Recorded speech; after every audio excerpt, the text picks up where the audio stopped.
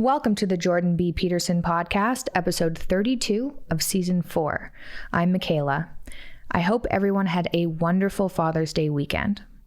On this episode, my dad spoke with Andrew Doyle. Andrew Doyle is a British comedian, author, playwright, journalist, a master of political satire, and the voice of Titania McGrath. Jordan and Andrew discussed his new book, Free Speech and Why It Matters, the hate crime law in Parliament, free speech and its importance, Twitter attacks, creativity, Titania McGrath's story, and more. I hope you enjoy this episode.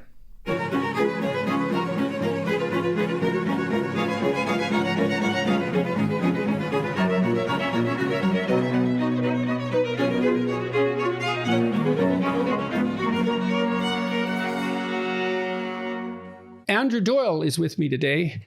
Andrew is a British comedian, playwright, journalist, political satirist, and author who co-created the fictional character Jonathan Pye and the equally or perhaps even more fictional character Titania McGrath. He recently published his first book, Free Speech, Why It Matters, which came out in 2021, but previously published two more as the aforementioned Titania McGrath.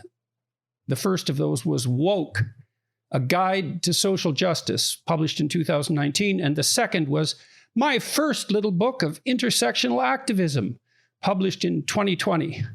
I haven't met Andrew before. I'm looking forward to talking with him about free speech and about his satire and about the intersection between those two and whatever else comes up. Thank you very much for coming on today. I'm looking forward to speaking with you. Thanks so much for having me. So shall we start perhaps with a discussion of your book? I finished it yesterday. I've become notorious, I suppose, for my particular take on free speech. And so it was a book that interested me. Tell me why you wrote it and what you learned and all of those things. Well, it's not the sort of book I ever envisaged that I would have to write.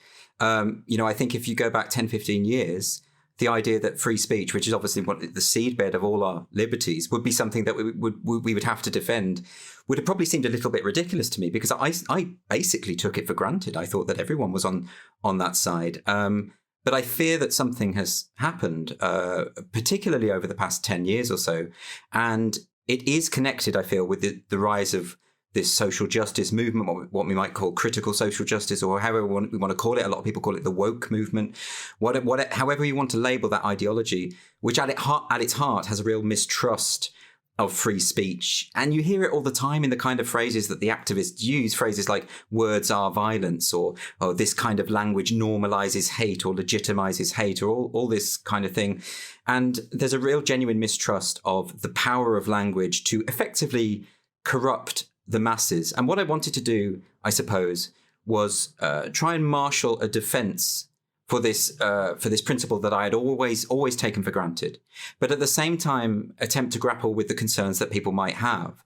Because my worry with the culture war, as we call it, is that you have two sort of extreme poles arguing against each other. And most people are caught in the middle. I think most people are broadly for the idea of free speech, but they have a few reservations. For instance, when it comes to demagogues espousing hate or hate against a particular minority group or something like that, or people are concerned about the ways in which language can cause harm. And I don't think anyone would deny that words can be hurtful. So most people, I think, are somewhere in between and are open to persuasion. And I think my point, my principal argument in the book is that absolute freedom of speech is always going to be better. And in fact, by promoting free speech, you're doing something to help those very people that you are concerned about. So recently, the Scottish Parliament passed a hate crime law that has its supporters and also its detractors. And I'd be interested in your feeling about that. Now, you said, I believe in this book, if I remember the statistics correctly, that there have been 120,000 incidents of police investigated speech hate crime in Britain in how long?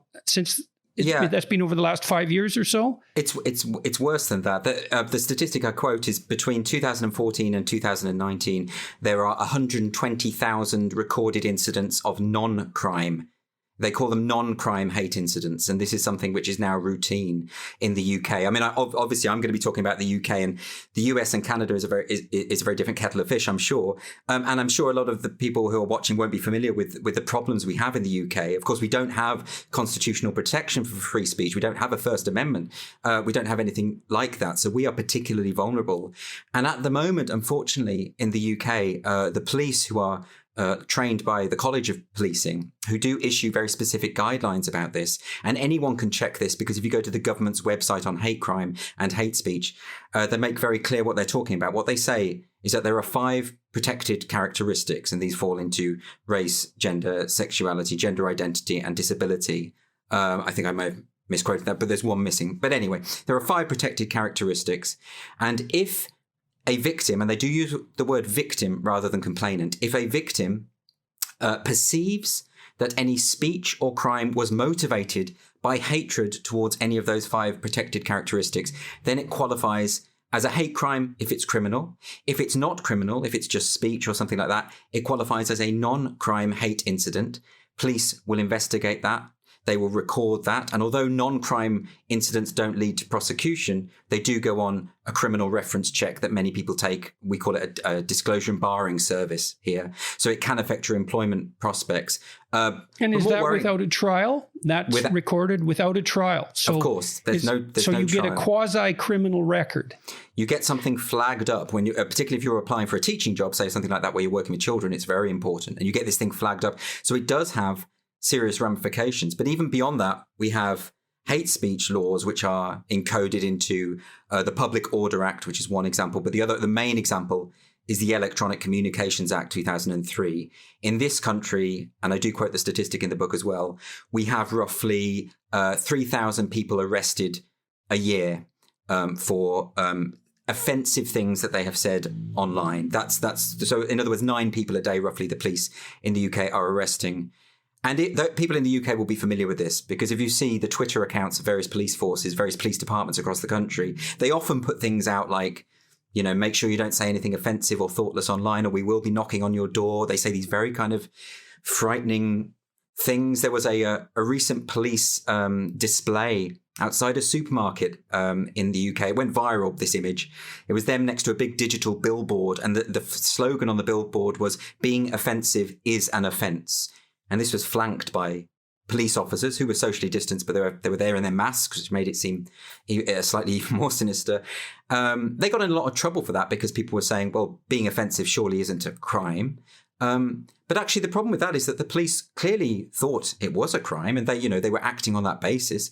They'd obviously hadn't just concocted this billboard out of nothing. They'd really considered what it should say.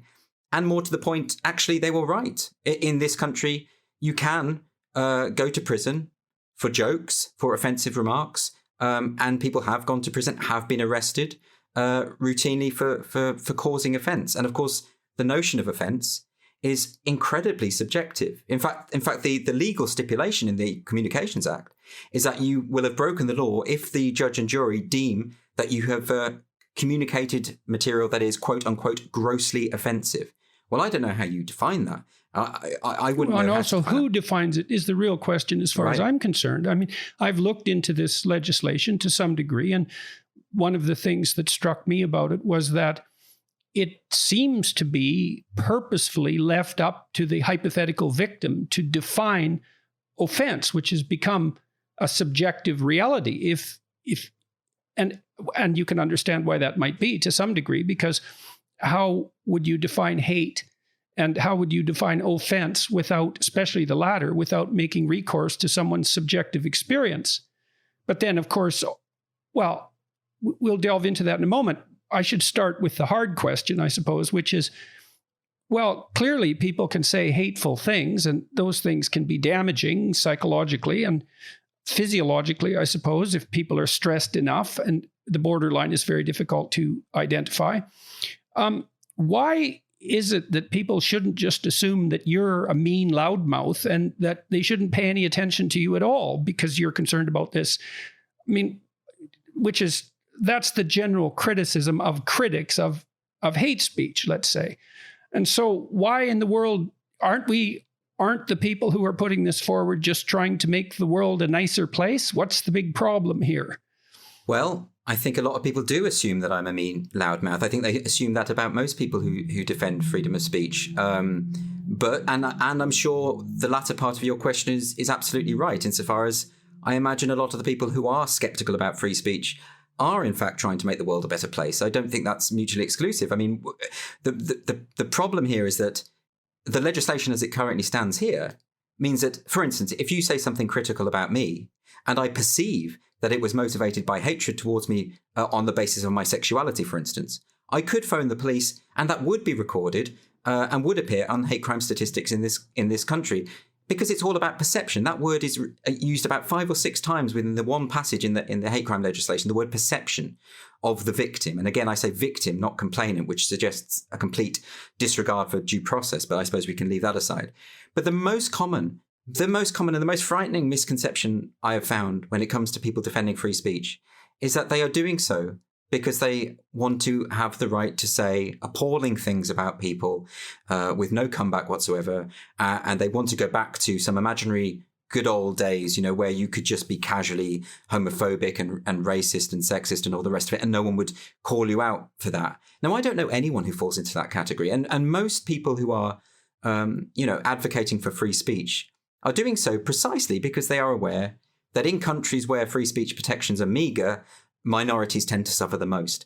And in fact, there is it seems to be a corollary to me that those who are genuinely for free speech are also for equal rights and protecting the vulnerable in society. And this perception, which I really find unpleasant, this perception that if you are standing up for this most foundational of principles for freedom of speech, if you're standing up for that, you can only be doing so if you have a nefarious motive. I mean, what a horribly pessimistic view of humanity. And it seems to be... Well, it seems to be a direct derivation of the hypothesis, for example, that all Western social organizations, particularly Western, are based on power and are best conceived of as tyrannical. And so if that's your view, why would you not assume that most use of speech is essentially an exercise of power in the service of tyranny?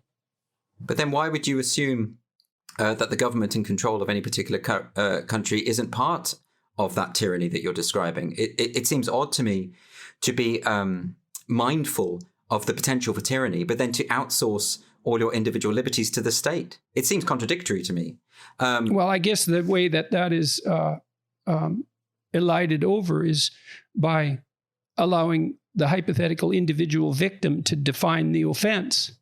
This is the problem, though. The problem I've run into, and this is partly why I appreciated your book, is that increasingly people are called upon to defend fundamental assumptions that were so taken for granted that virtually no one has an argument that's fully articulated at hand. Yeah. When no one questions free speech, no one has to defend it thoroughly. As soon as it's questioned, well, it becomes an extraordinarily complicated problem. The same with gender identity. When no one's paying attention to it, it's obvious. But as soon as you have to think it through, it becomes a rat's nest, to say the least. When I was in the UK a few years ago, I saw a number of things that I felt were disturbing. People seem to have accepted the omnipresence of CCTV cameras to a degree that I found horrifying, frankly. I don't like CCTV cameras. I don't like the message they portray, which is that everyone is criminal enough so they should be surveyed all the time and someone needs to be watching.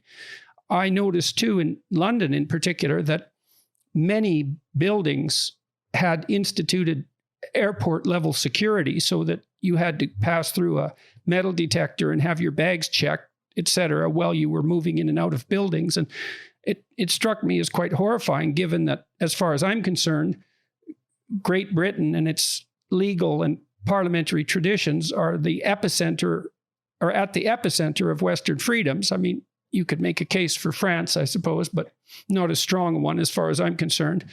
Yet your citizens seem to have accepted this with virtually no problem. And now on the heels of that, we have this multiplication of hate crime. This episode is sponsored by Blinkist. Blinkist is an extremely convenient app if you want to get a lot of key insights into books as quickly as possible. Blinkist is an app that takes top nonfiction books, pulls out the key takeaways, and puts them into text and audio formats called blinks that you can learn from in about 15 minutes. I used it after reading nonfiction books to help cement the key concepts into my mind. Use blinks to learn about how to tackle procrastination, get started on developing an idea or business, or learn a skill. They've blinked thousands of titles in 27 categories, all ready to learn from in just 15 minutes. So you can learn while washing dishes, working out, winding down, walking the dog. If you like podcasts, they've blinked those too with shortcasts. Podcasts in 15 minutes. Perfect. Right now, Blinkist has a special offer just for our audience. Go to Blinkist.com/JBP to start your free 7-day trial and get 25% off of a Blinkist premium membership. That's Blinkist, spelled Blinkist. Blinkist.com/JBP to get 20% off and a 7-day free trial. Blinkist.com/JBP.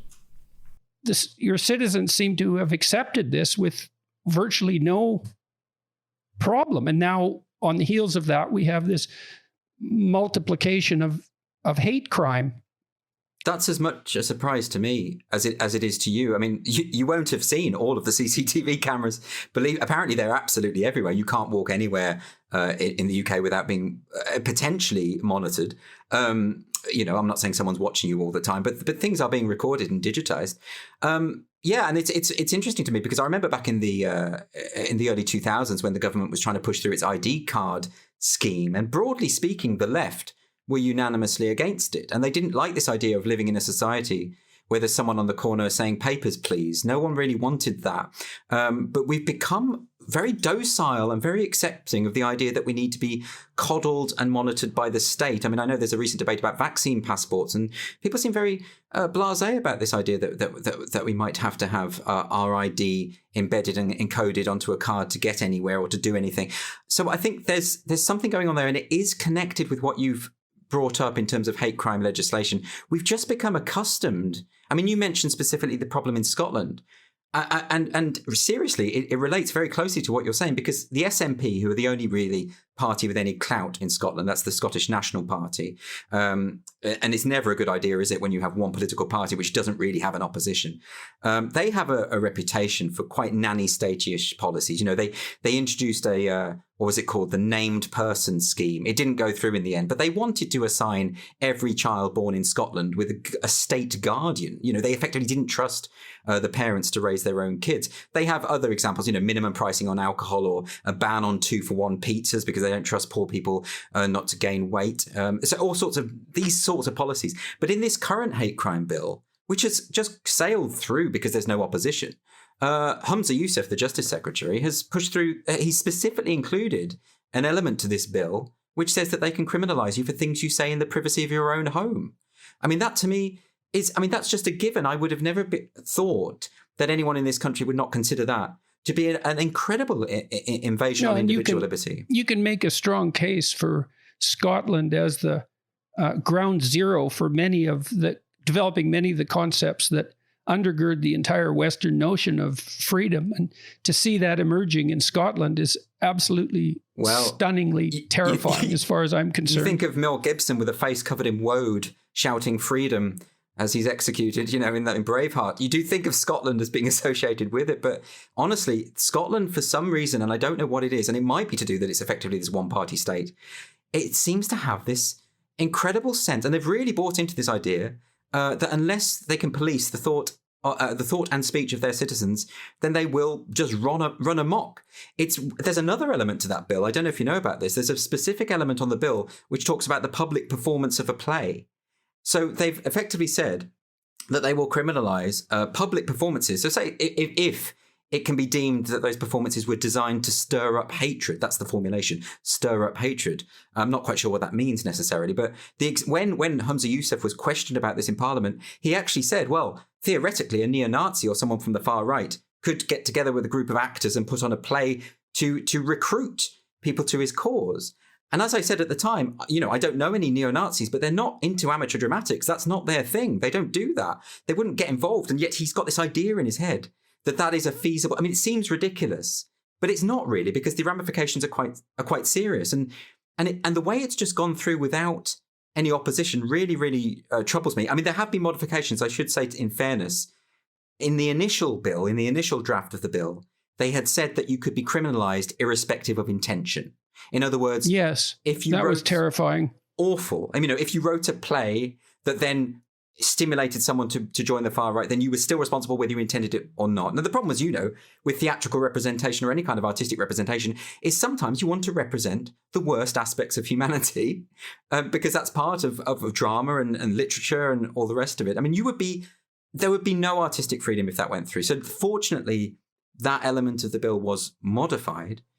Well, and also the attempt to reverse the idea that intent is important that's even more catastrophic. It's always been a miracle to me that our legal system ever became psychologically sophisticated enough so that intent rather than outcome was what mattered. Because you have to be a sophisticated thinker to see that someone has done damage to someone else, and so the damage is real and marked and troublesome and costly, all of that, painful. But because the intent wasn't there, the severity of the action is dramatically mitigated. That's a sign of maturity and sophistication to note that. And the fact that it's built into the legal system is nothing short of remarkable. And then to remove that and to make the felt consequences the arbiter of the reality of the situation is a dreadful assault on the integrity of the law as such, as far as I can tell.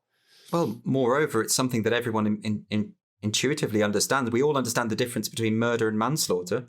We all understand that intent actually does, like you say, escalate the severity of a crime, and it's bigger than that, isn't it? It's because this idea that intention doesn't matter is actually built into so much of this, what we call social justice discourse. If you think of critical race theory, it's just a given that there are racist structures and you can be racist without intending to be racist. And I really do dispute that, because I think in order to be racist, intention has to be at the heart of that. Otherwise, it's incoherent to me. But this is really a degraded view of humanity, I feel, where we are effectively like marionettes, and that we're just being played, and that we don't have any agency anymore. And therefore, we can't be responsible for our own words. Not just our actions. We can't be responsible for our own words and the ramifications. So we have to be controlled and we have to be stifled by the state. And it makes me very nervous. So I've been thinking through the importance of free speech, I suppose, from a psychological perspective. And it seems to me that, well, we can walk through some axioms and you can tell me what you think about them if you would. So, I mean, the first thing we might posit is that it's useful to think. It's better to think than not to think. And that might seem self-evident, but thought can be troublesome and stir up trouble, and your thoughts can be inaccurate. So it's perhaps not that unreasonable to start the questioning there. But I think it was Alfred North Whitehead who said that thinking allows our thoughts to die instead of us. And so he was thinking about the evolution of thought in some sense from a biological perspective. So imagine a creature that's incapable of thought has to act something out, a representation of the world or an intent. It has to be embodied. And then if that fails, well, it fails in action. And so the consequence of that might be death. It might be very severe. Whereas once you can think, you can represent the world abstractly. You can divorce the abstraction from the world, and then you can produce avatars of yourself, sometimes in image, like in dreams, let's say, or in literature and fiction and movies and so on. Produce avatars of ourselves that are fictional, and then run them as simulations in the abstract world and observe the consequences. And we do that in our stories. We do that when we dream. We do that when we imagine in images and depict a dramatic scenario playing itself out.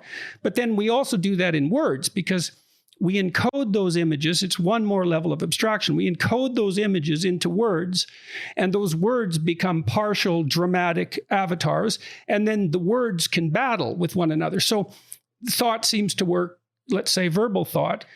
You ask yourself a question, you receive an answer in some mysterious manner. There's an internal revelation of sorts. That's the spontaneous thought.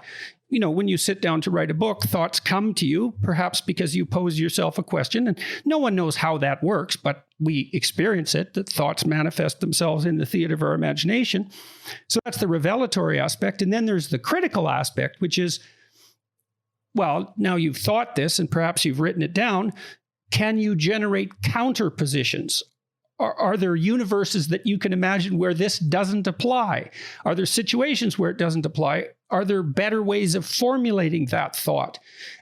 But I would say with regard to critical thought, and to some degree with regard to productive thought, an indeterminate proportion of that is dependent on speech.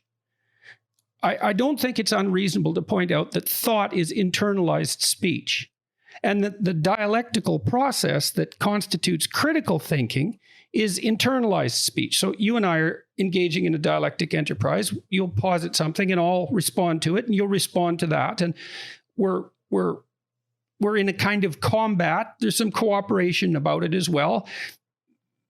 And we're attempting to formulate a truth more clearly, at least in principle, if we're being honest. We do that when we're speaking. So our thought, the quality of our thought, is actually dependent on our ability to speak our minds. Absolutely. And then, so go ahead. Well, I couldn't agree more, because I think speech is the way in which we collaborate on our thoughts. You know, that's how it works. You refine those thought processes that you've described. I mean, I'm no psychologist, but I understand this basic premise that we have these various thoughts that are continually in conflict within ourselves. Unless we're able to articulate them and to engage in others through that process, through that transactional process of speech, then those thoughts are never refined and they remain in this kind of infancy. And this is why they're as refined as we can make them as individuals. Sure. But that's also assuming that you even have the words, which you also learned in a dialectical process. Right, exactly. It's not as though the truth is ever fully graspable, but we can get nearer to it through that collaborative process of speaking and articulating the thoughts. And in fact, even in the act of, like you say, writing or articulating yourself, as with your self-authoring program, for instance, the act of writing things out is what clarifies the point of view for you. I've actually found that the way that I think about these issues now is largely a product of the fact that I've written so much about it and changed my mind through the act of learning how to express myself on these points. And the consequence of not having that opportunity, I think, is something I would barely want to contemplate. And I think that to give an example of the moment, which is that because any kind of attempt to have a discussion or debate about the perceived conflict between trans rights and gender critical feminism, because to even attempt that discussion at the moment will have such grave social consequences, and certainly in terms of career prospects, major consequences, people will not have that discussion. I have people I know in politics, in the media, and they say to me, quite honestly, I will not talk about this. I have concerns, I have qualms, I want answers to questions, but I absolutely will not open my mouth about this. And if you don't do that, this is why no one understands the issue. This is why no one has reached any kind of consensus on this issue. All we have is a sense in which to have the quote-unquote wrong opinion makes you a pariah, and therefore I'd better not have that opinion. Well, then that's not a sincerely held conviction. If the definition of wrong is continually transforming and in an unpredictable manner, then it's best just to sidestep the issue entirely. And then that leaves it murky and ill-defined and assuming that you believe that thought has any utility. And so when you're sitting down to write, or when I'm sitting down to write, and I produce a sentence, you know, it might have come from some theoretical perspective. Maybe I'm approaching something from a Freudian perspective or a Marxist perspective or an Enlightenment perspective, etc. I mean, it's a psychological trope, I suppose, that we all think the thoughts of dead philosophers, right? We think we have our own opinions, but that's really rarely, very, very, very rarely the case. It's not that easy to come up with something truly original, and generally you make incremental progress at best. And so your ability to abstractly represent the world and then to generate avatars that can be defeated without you dying is dependent on your incorporation of a multitude of opinions.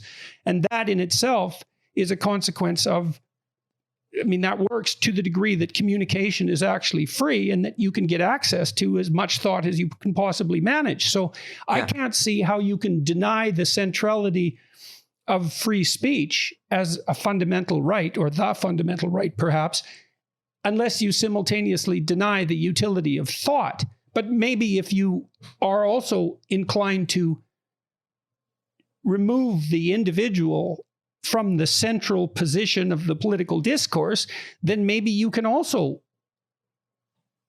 make the case, at least implicitly, that individual thought doesn't matter and that mostly it's just causing trouble. But I think individual thought is key. And actually, even in the outline you've described there is individual agency in reaching a conclusion that has been articulated before, insofar as if you are engaged with a multitude of writers and philosophers and artists and ideas, and you've come out with a perspective, well, that perspective may not be original to you, but the process that you've gone through to reach that viewpoint is individual to you. There is a power in that. So there's something important about that. There's something crucial. If you're a practicing psychotherapist, one of the things you have to learn is to not provide people with your words too much. What you want is for them to formulate the conclusion. And you can guide them through the process of investigation. You talked about the self-authoring process, and which is online at selfauthoring.com, that it steps people, say, through the process of writing an autobiography, of analyzing their current virtues and faults, and of making a future plan. The utility of all of that is dependent on the person who's undertaking the exercise, generating their own verbal representations, right? Yes. And that seems to cement it somehow as yours if you've come up with the words.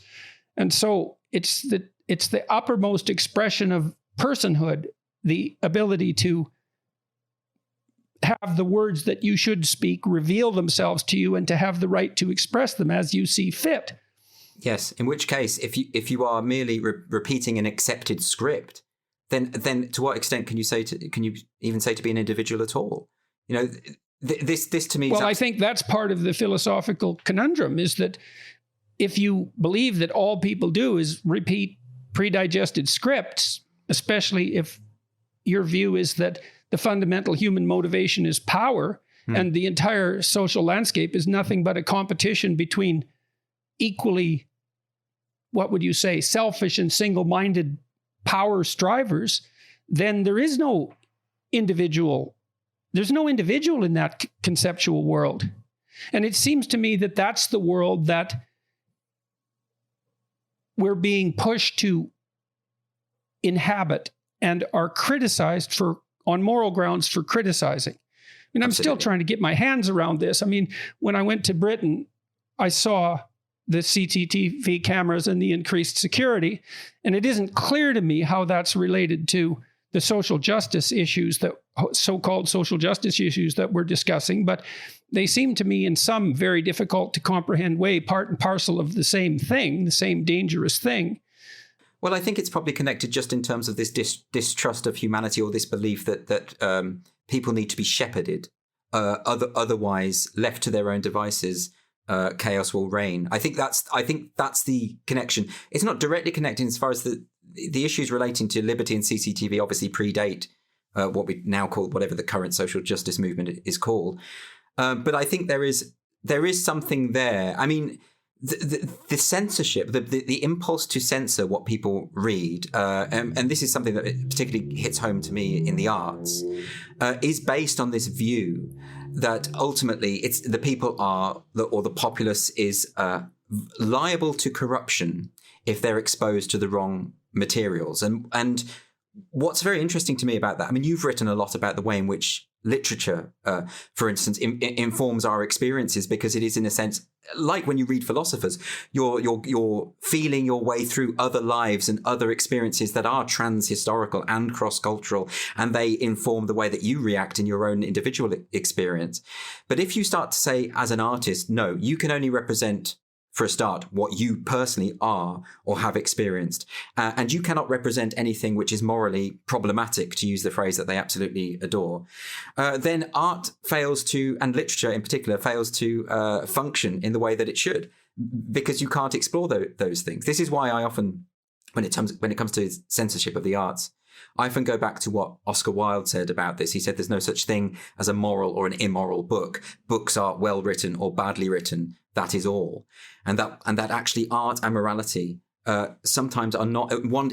In other words, art shouldn't just be about promoting whatever the ethical trend is of any given time. It's much bigger. Well, it's not art at that point at all. Well, it's as far as I'm concerned, if you can state the purpose of the art in explicit terms, especially if it's in accordance with let's say an ideology that's shared by a multitude of people, it's not art at all. It's propaganda. It's totally banal. I mean, this is why so many people are getting sick of Hollywood. I mean, to bring it down to a different level, that people are sick of the entertainment on their TV, on their streaming services, and on Hollywood, because they have this constant feeling that they're being hectored by some moralistic person in a studio saying, our focus here is on diversity. Our focus here is on the right moral message, that the message of the story is one that would be approved by a group of intersectional activists. And you get this all the time seeping into mainstream entertainment, and people get really, really sick of it. It's not that when you see a lesbian kiss in Star Wars that offends you because you're a homophobe.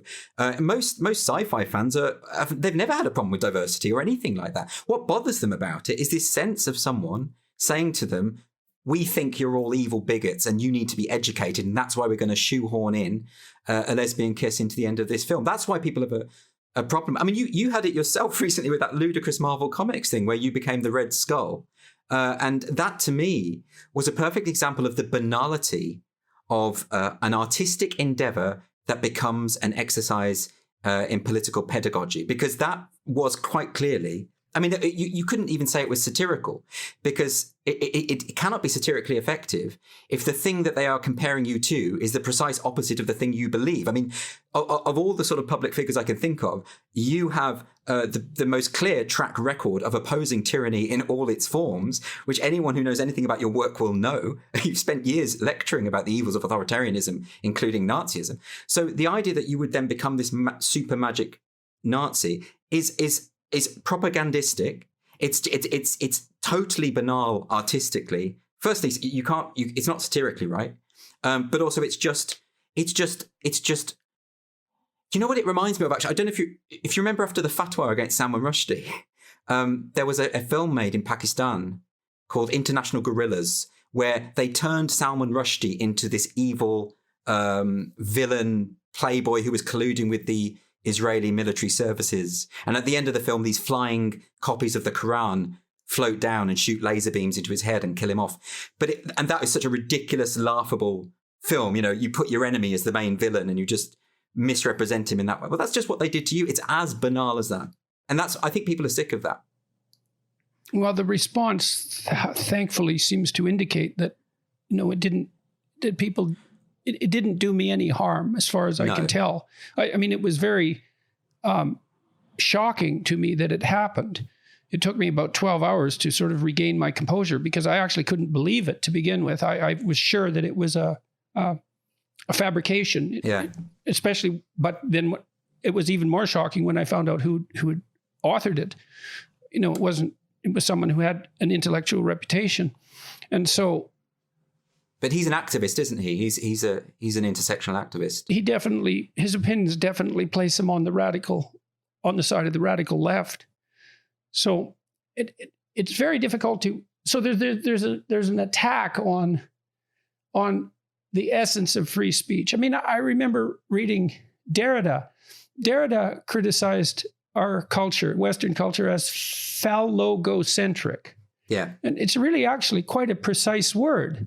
So the phallic part of it is masculine, obviously, related to the phallus, and logos is, well, that's the central concept of Greek rationalism, but it's also the central concept of Christianity. And the logos is something like the magical power of genuine and true speech.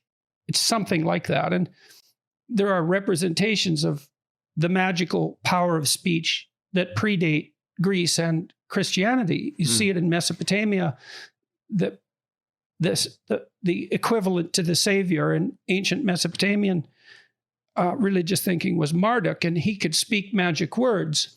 He had eyes all the way around his head, which meant that he paid attention to everything, but he could speak magic words. And so that idea of the centrality of speech and its association with the very fabric of reality, that's been an idea that has strived to make itself manifest for thousands and thousands of years.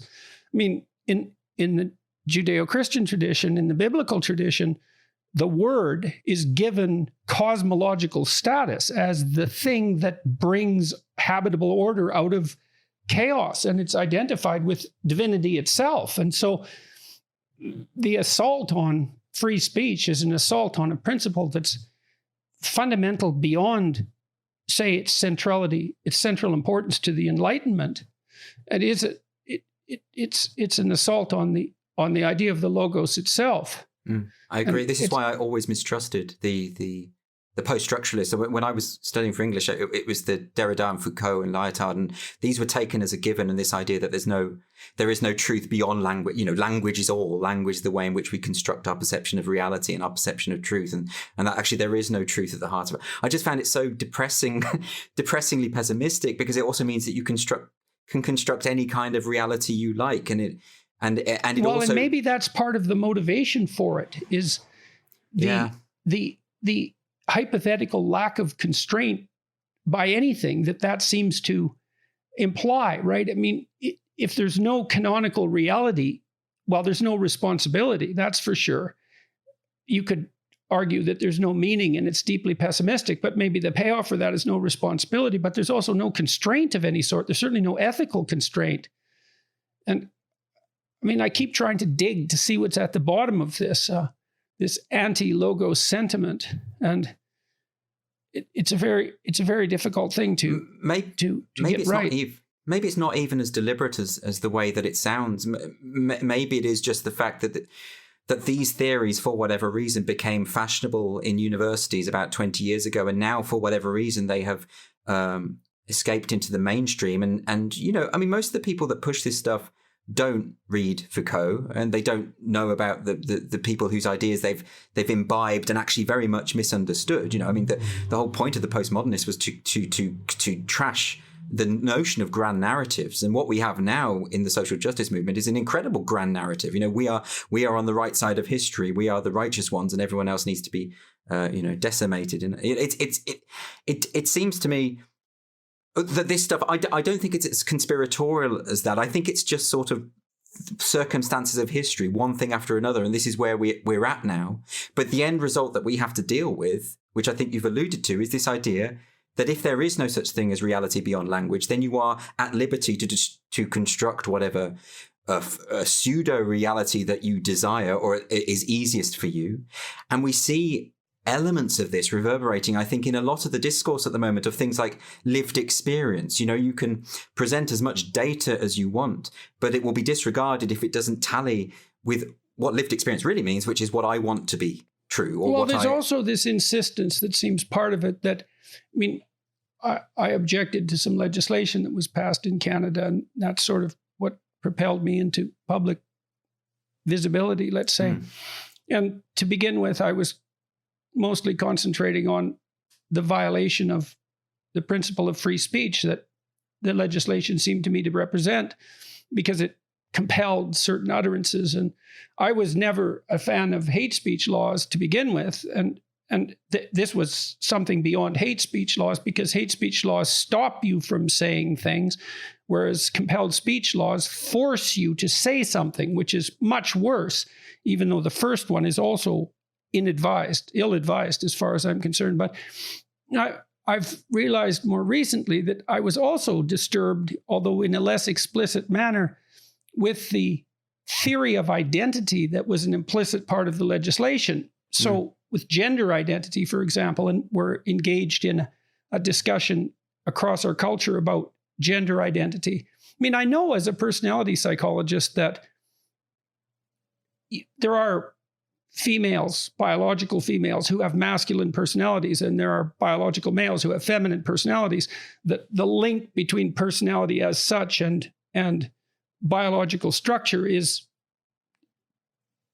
suggestive, but not absolute. And there's a lot of variability.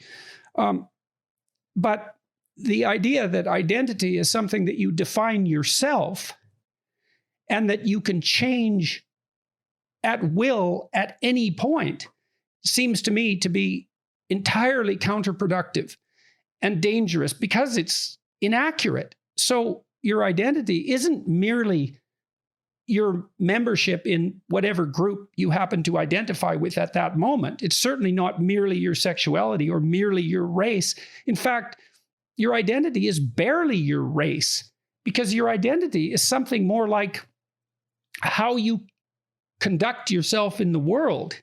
Yes. And if you define yourself as Black, let's say, that doesn't give you much of a map to encountering and approaching the world. It's nowhere near detailed enough. And then the idea that you define it, I've been thinking about that a lot. You never define your identity by yourself. You can't, because you're surrounded by other people and they have to play along with you. And if they don't play along with you voluntarily, which means they appreciate the quality of your game and they understand it, then you're either going to be alienated or you have to impose your identity by force. But that's also not a very good solution. I mean, I just spent some time interviewing one of the world's foremost authorities on aggression, and that'll be released in a bit. Perhaps it's been released before this will be released. He's done longitudinal studies of aggression. And if the idea that our social structures are predicated on power was true, then children would start out not being aggressive and they would become more aggressive with time, and the more aggressive children would be more successful. And none of that is true. Children start out more aggressive than they are on average by the time they're adults.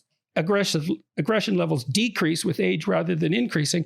And there's no evidence whatsoever that it's a useful long-term strategy in the social world. Constant Contact is a digital marketing platform that helps small businesses and nonprofits of all sizes build, grow, and succeed. With email marketing, contact management, industry-leading list growth tools, social media ads, and more, Constant Contact helps small businesses connect with customers, find new customers, and sell online, all from one easy-to-use platform. They've been trusted by millions of businesses to help improve their marketing. With a 97% deliverability rate, you can rest assured that your customers and potential customers are getting the right message at the right time. With a simple interface, Constant Contact's easy-to-use platform makes contact management easier than ever. Their list growth tools help you find a bigger audience fast. Lead generation, landing pages, text to join, and social media ads are proven to grow your list and drive engagement with your brand. With thousands of integrations, you can sync Constant Contact's tools with the tools you're already using. Identity is something you negotiate the way you negotiate a game. Yeah. It's more like, it has to be that way. And so there's something rather sinister, isn't there, about the way in which present day identity politics is about imposition onto others, rather than an assertion of who I am or whatever that might be. I mean, I always mistrusted it. And so I can see the utility of identity politics, politically speaking, in scenarios where people are marginalized. You know, I understand why gay people collectively came together back in the 60s to fight for their rights, because there was obviously a serious problem, or the civil rights movement in Northern Ireland in the 60s and 70s and that kind of thing, where Catholics weren't able to have the vote or to get housing. So that sort of makes sense to me. The current identity politic, or what we might call identitarians, a lot of it strikes me as about power. In fact, I feel like they would be an incredible subject for Foucault if he were alive today. Because I've noticed this correlation, and a lot of people have noticed this correlation, and I never get an answer about this.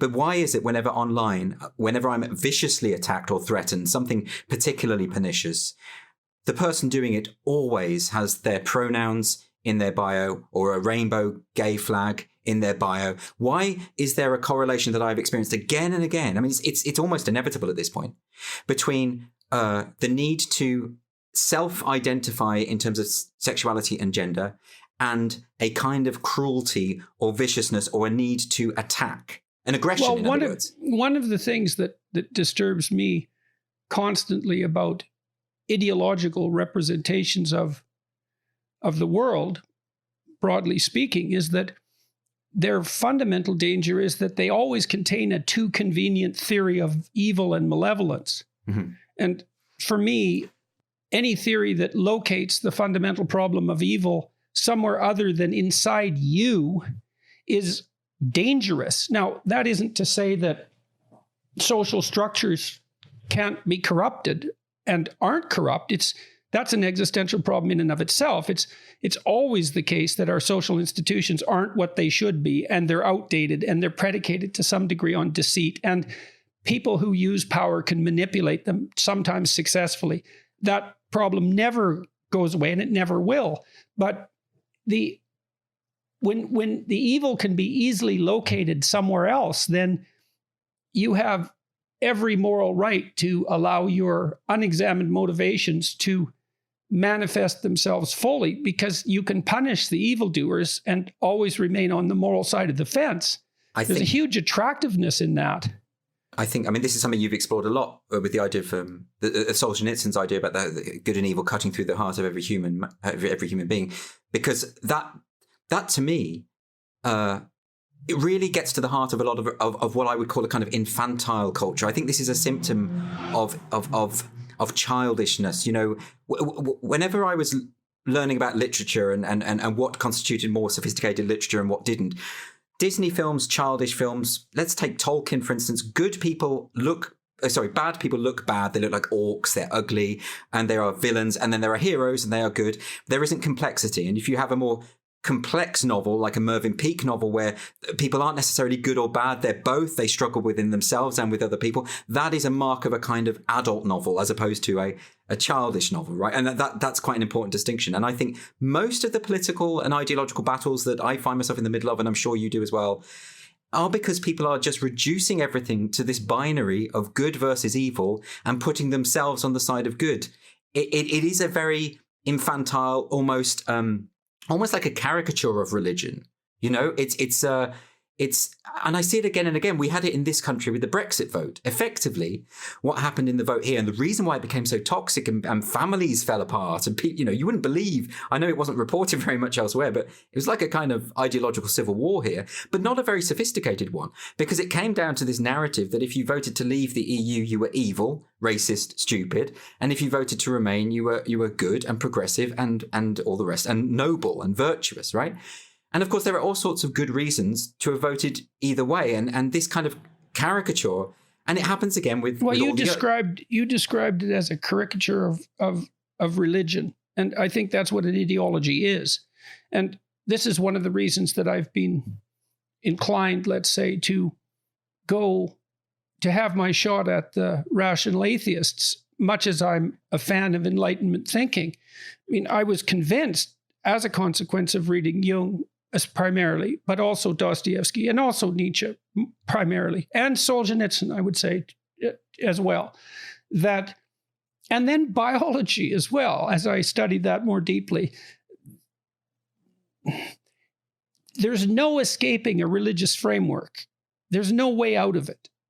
And if you eliminate it, say, as a consequence of rational criticism, what you inevitably produce is its replacement by forms of religion that are much less sophisticated. I mean, it's not religion. It's a fundamentalist religion. It's like, if I look back to my Catholic upbringing, actually acknowledging your own capacity for sin is at the heart of Catholicism. That's why we have the confessional. That's why you sit there and tell this stranger all these things you've done wrong, because it's reckoning with it. That's that's far from trivial. It's unbelievably not trivial. And because it was so common, like a common part of Catholicism, it can be passed over without notice. And so the religious structures that we inherited, I'm going to talk about Christianity most specifically because it's the dominant form of, it's the form of religious belief that primarily undergirds our social structures. It's our operating system. My producer came up with that term the other day, and I thought it was apt. And it does localize the drama between good and evil inside and makes you responsible for that. And makes you, encourages you, let's say, to attend to the ways that you fall short of the ideal. And when you criticize a structure like that out of existence, you don't criticize the questions that gave rise to it out of existence. And the questions might be, well, what's the nature of the good? What's the nature of evil? Those are religious questions. What's the purpose of our life? How do you orient yourself if you're trying to move up, let's say, rather than down?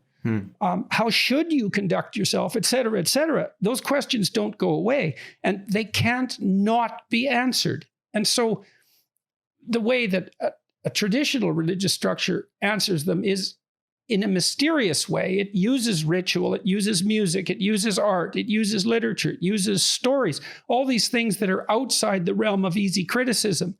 And then some of that's translated into, comprehensible, explicit dogma, and that's the part that's most susceptible to rational criticism.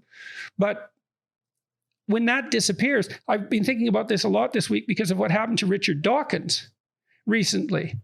And I have my differences with Dawkins and the rest of the rational atheists because I think that they underestimated the danger of dispensing with what they were attempting to dispense with. And I see the influx of religious fervor associated with political ideas as a direct consequence of the lack of separation, let's say, between church and state psychologically. But Dawkins has fallen foul of this new religion, but his case actually really is testimony to what we're talking about, that this is not a religion in a traditional sense. It is an infantile religion that only sees things in binaries of good and evil, because he was posing a question about identity. He was saying, if it is possible for Rachel Dolezal to identify as black, why is she universally condemned and derided, but somebody can identify as the opposite sex and they are celebrated? And all he was doing was posing the question. He wasn't even actually making a claim. Yeah, well, he was doing what a scientist actually does. I mean, I've been shocked frequently in my interactions with journalists because I've worked as a scientist for 3 decades, and I'm accustomed to the way that scientists think and speak. And when I'm sitting around with my graduate students and there's a problem or an issue, what they do, and my colleagues as well, is generate a bunch of hypotheses about why that might be. They don't necessarily believe them, but the first trick is to generate as many, hypotheses, I said that already, that might account for it, ranging from biological through social, etc. And that is exactly what Dawkins did. He said that's what he was doing. That puts you on the side of the devil. I mean, there was a viral tweet this week from a teacher saying, I will never allow my pupils to play devil's advocate. I will never allow that in the class because some views are oppressive and are not to be entertained. I mean, but that's the point. That's why the Vatican will call in a devil's advocate when someone is potentially being canonized. Well, if you can't play devil's advocate, you can't think. That's it. You have to have a devil's advocate in your head. If you don't have a devil's advocate in your head torturing every thought you generate, you're not engaged in critical thinking. Right. Well, that's for sure. That's the scientific process to disprove yourself. I mean, that's what surprises me about Richard Dawkins' response, because I think what he didn't realize is that he was caught in this good versus evil binary, and he was the heretic now. He had been branded. He posed the question you're not meant to pose. And therefore he's now outed himself as one of the demons. He's there in pandemonium with the other demons. Now, but then he of course backtracked and apologized and said, well, I didn't want to offend anyone. And of course, in an adult rational world, that would be taken in good faith but he didn't. I don't think he fully appreciates what's going on here, is that he's already marked himself as the sinner. Well, here's his apology, let's say. Now, what he should have said, as far as I'm concerned, here's what he said. Okay. I do not intend to disparage trans people. I see that my academic disgust question has been misconstrued as such, and I deplore this. It was also not my intent to ally in any way with Republican bigots in the US now exploiting this issue. And so It's so interesting that that's what he did, because... Well, it's buying into the tribalism thing. You know, it's also not the best response to defend him. What he should have said was something like, look, people, here's something to think about that I was posing. That's what scientists do. And you didn't understand that, but that's not my problem. It's your lack of sophistication. But he, instead of saying that, he immediately removed himself from the bad people, and that was the Republican bigots, which just seems to me to pour fuel on the fire. And then he also said that he didn't intend to disparage trans people, which isn't the issue at all. Well, also, there was no implication in what he asked that he had ever intended to disparage trans people. But to be fair to him, I understand when you're caught in the middle of a Twitter storm, you just want it to stop. And I've heard you talk about this as well. Is actually your response probably isn't going to be the best one. You just want it to go away. No, well, look, I mean, one of the things that's really worth pointing out here, and it's not like I don't have sympathy for Dawkins. I have sympathy for Dawkins. I sent out a tweet defending him yesterday. I mean, Dawkins is an admirable scientist in my estimation. I learned lots from reading his books. That doesn't mean I don't have my criticisms of Dawkins, but just because you have criticisms of someone doesn't mean that they've never done anything worthwhile or that you haven't learned something from them. And that's especially true in the scientific realm. I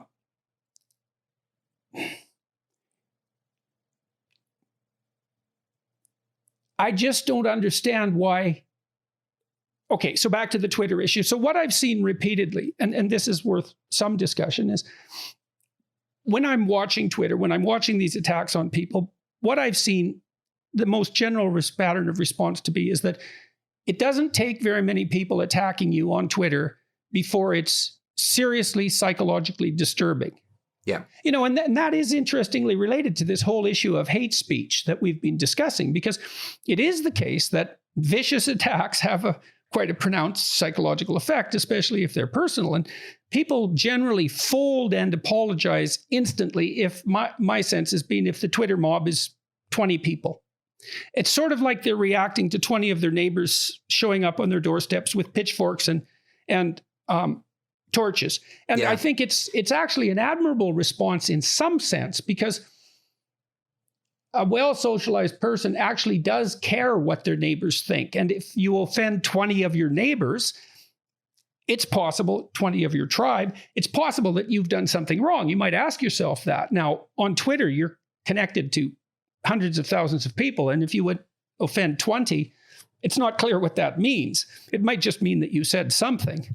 It feels a lot worse than it actually is as well. It feels amplified because there's all these people who are strangers who know absolutely nothing about you. And it's particularly frustrating because more often than not, when it's happened to me, it's always been an imagined grievance. It's not actually something I've said. It's something that they've assumed that I've said, or a way that they have interpreted this. And the more you try and fight back against it or try and explain your actual position, the more they double down on their, and you've had this as well. People are going after a figment of their own imagination. That's impossible to fend off, and it does do psychological harm. And I've never denied that. And this is something I addressed in the book because I quoted, I can't remember her name now, but the writer talking about how hate speech could be said to be violence insofar as the psychological impact can have a physiological impact. It can make you sick. It can make you unwell, the impact of words. But of course the example I use is taxation. I could fall physically sick because I'm under stress from being overly taxed by the government. Does that mean that the government has committed an act of violence against me? It could be applied to absolutely anything, I think. Well, an anarchist would argue yes. Right, sure, exactly, but that wouldn't be me. But you could apply that to absolutely any conceivable scenario where anything that has happened to you has led to stress and physical degeneration. And so I don't think it's right to single speech out and say speech is that, but we can say that is violence. Also, it's a one-sided argument because dangerous as free speech is, we don't ever have to deny that there's such a thing as hateful speech or damaging speech. Yeah. Or corrosive speech or untruth speech or pathological speech in every possible direction. That isn't the issue. The issue is what's more dangerous, to regulate it or to leave it be, despite its dangers. Right. That's Exactly. the only rational argument, or the only complete argument, let's say. Even if you have the most repugnant character who is advocating the most vile ideas about society and attempting to proselytize, even someone who's attempting to recruit people to his or her cause, even something as vicious as neo-Nazism or something like that, the question isn't, do I support what that person is saying? Because obviously we don't. The question is, do you take a few instances of people behaving in this way and use that as a reason, a justification to empower the state to make a decision about what people can say and think? That's the bigger principle that's at stake here. I worry that with social media and Twitter as well, is that we end up buying into the illusion that there are more hateful people in the world than there actually are, because even the people who send these hateful things probably wouldn't behave like that in real life. There's something about the online world. And what it does is absolutely, this is the heart of cancel culture. This is why it works. Like you said, it's just a few tweets. That's all it takes. I've seen situations where companies and corporations will backtrack on a policy just because of one or two tweets, because they fear this deluge of people. It has such disproportionate power. And often with this kind of cancel culture, it is often about something that someone hasn't even said. The example of Dawkins is perfect, because a lot of the people, and some prominent people I saw, were saying, look, Dawkins has now outed himself as a transphobe. If you said to them, where is the transphobic today, thing? you tomorrow, bucko. Well, quite, because if someone is transphobic simply because you've decided that, it was the same with J.K. Rowling. It became suddenly quite normal for commentators on the mainstream media to say that she has said transphobic things. Well, where? Because I've read her comments and her essay on the trans issue that she posted on her blog, and it was a long essay which was very compassionate and nuanced. And at no point, it's the opposite. She says that she supports trans rights and she would stand there against any discrimination. And I've been in these fights all the time. If ever you ask someone to say, can you just quote the transphobic thing that she said? They never can. And an adult would say, okay, I can't find the evidence of my preconception, so therefore I should revise my view. But they don't. They double down on it, and they find these they use casuistry and whatever linguistic semantic tricks they can to come back round to the conclusion they'd already decided. Same with Dawkins. Not just the American Humanist Association. I saw a major blogger saying that anyone who was defending him is transphobic. And if that's all it takes to be smeared in this way, if it doesn't matter what you say, if all that matters is what people decide that you believe, then I suppose this goes back to this pseudo-reality we were discussing. Well, I guess what Dawkins got in trouble for, let's take it apart a bit, okay? Because it's worth doing. He said, this is his original tweet, in 2015, Rachel Dolezal, a white chapter president of NAACP, was vilified for identifying as Black. Some men choose to identify as women, and some women choose to identify as men. You will be vilified if you deny that they literally are what they identify as. Discuss. Okay, so he put forth a set of propositions, but the proposition has a point. And the point is, what is it that you can and can't identify with? And what power do people have to enforce their decision on others? And that's really the question he's asking if you strip it down. And that is actually a question that's very threatening to, well, let's see, who would it be threatening to? Well, it would be threatening to anyone who insists that you can choose an identity, say in the realm of gender, and that you should have the right to enforce your choice despite other people's opinions, let's say.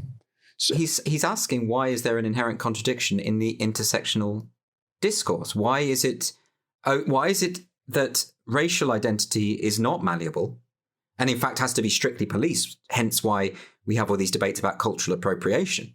Why is that so rigid? And yet, even if the lived experience, let's go back to that, the lived experience of the person tells them otherwise. Rachel Dolezal wrote a whole book in which she outlines how she feels that she has always been black. It isn't just, I choose to be black one day. It is something, her lived experience is that in essence she is. So why is that to be vilified universally without question, and there's no discussion to be had here? And yet someone who chooses, in other words, that gender identity is something that is malleable and open to options, and actually infinite options. Why? And I think well, there is a maybe he's vilified there. Because he asked a question that's at the heart of the problem with identity politics, period. Particularly because when it comes to race, virtually all intersectionists would accept that race is socially constructed. This is something they're always talking about. And so therefore, in a sense, there is more of a case for transracialism. If you want to say that that it is an identity that can be mixed. Well, in some sense, we already accept transracialism as a given. And so here's something, I might as well get in trouble for this. Well, if your ancestry is 95% Caucasian and 5% non-Caucasian, Asian, black, let's say, you're not Caucasian. Right. Generally speaking, you can identify with the minority group. And so at some point, the question becomes, well, it's a ridiculous question, which is why the whole notion of group identity construed in this way is so pathological. But we obviously accept some degree of transracial identification if your racial group is disproportionately in one category, but you identify with the other, and that's instantly not only accepted, it's standard practice. Right. And I'm with the intersectionists on this insofar as race is, we're all the same. Ever since we've broken down the human genome, we know there are no differences between us. So this idea that it must be so rigidly policed, this social construct, these arbitrary ideas, and yet gender. I think it's something. Okay, so now we know why. Now we know exactly why Dawkins got himself in so much trouble. Okay, and he put his finger. Well, it will for sure. It's for sure. But the magical super Nazis are always in trouble. So you are exactly. But then what? But with the question of the gender identity debate, but this is the debate we need to be having. Is actually the other thing he put his finger on there is that actually people are arguing with different definitions in their heads. For the identitarians, the idea of a woman is an identity. It isn't a biological reality. But for most people, the classification of woman is biological reality, not identity. So in other words. And why is it that we cannot have that discussion? So, okay, so you believe this thing and we believe the other, and that's why we're at loggerheads. But let's have the discussion. Why can that not happen? Why does it have to be? If you've decided, well, that's actually what we're trying to unpack is what's the motivation at the root of this. And it seems to me, I do believe it's something like a pronounced infantilism. One of the things I've been toying with is the idea that the demand for gender fluidity in late adolescence, let's say, is something like the consequence of insufficient fantasy play in childhood. That I remember, for example, when my son was little, his sister and her friends used to dress him up as a fairy, princess. Mm-hmm. They did this with some regularity, and I kind of cast a dim eye on that, but I thought it through, and it sort of disturbed me. And then I thought it through, and I thought, wait a second here. Leave the kid alone, leave the girls alone. He is playing out what it means to be female in dramatic play. And he needs to do that because otherwise he can't understand what it means to be female. That's how children understand. That's how adults understand things. For God's sake, we go to a movie and we watch someone play out a female and we identify with that because otherwise we wouldn't be enjoying the movie, and we get a bit of a clue about what it's like to inhabit someone else's skin. So there's this necessity for play in gender roles, and that has to manifest itself. And if the play has been interrupted, let's say, by electronic equipment, for example, or any of the other things that might be interrupting it, well, maybe that desire comes back with a vengeance later. And I have to be whoever I say I am. I have to be able to play with this. And well, if it's a developmental requirement, there's going to be a lot of insistence behind it. And it looks immature, and it is, because it should have happened earlier. Most people stabilize their gender identity by the time they're 3 or 4, but it doesn't always happen. So there is an infantilism in this demand for fluidity of identity, this insistence that other people play the game that I insist they're going to play. And then what about the idea that the gender critical feminists would come in and say, well, the idea of a boy dressing up in a dress, there's nothing inherently female about that or feminine about that in any case, that all of this is a construct anyway. And why can't we let the kids some kids are not gender conforming and they can just do what they want. I mean, the concern I have with the current identity obsessed ideology is that they see a boy in a dress and they will say, well, he could potentially be a woman. And by doing so, are reinforcing the most conservative views of gender to begin with.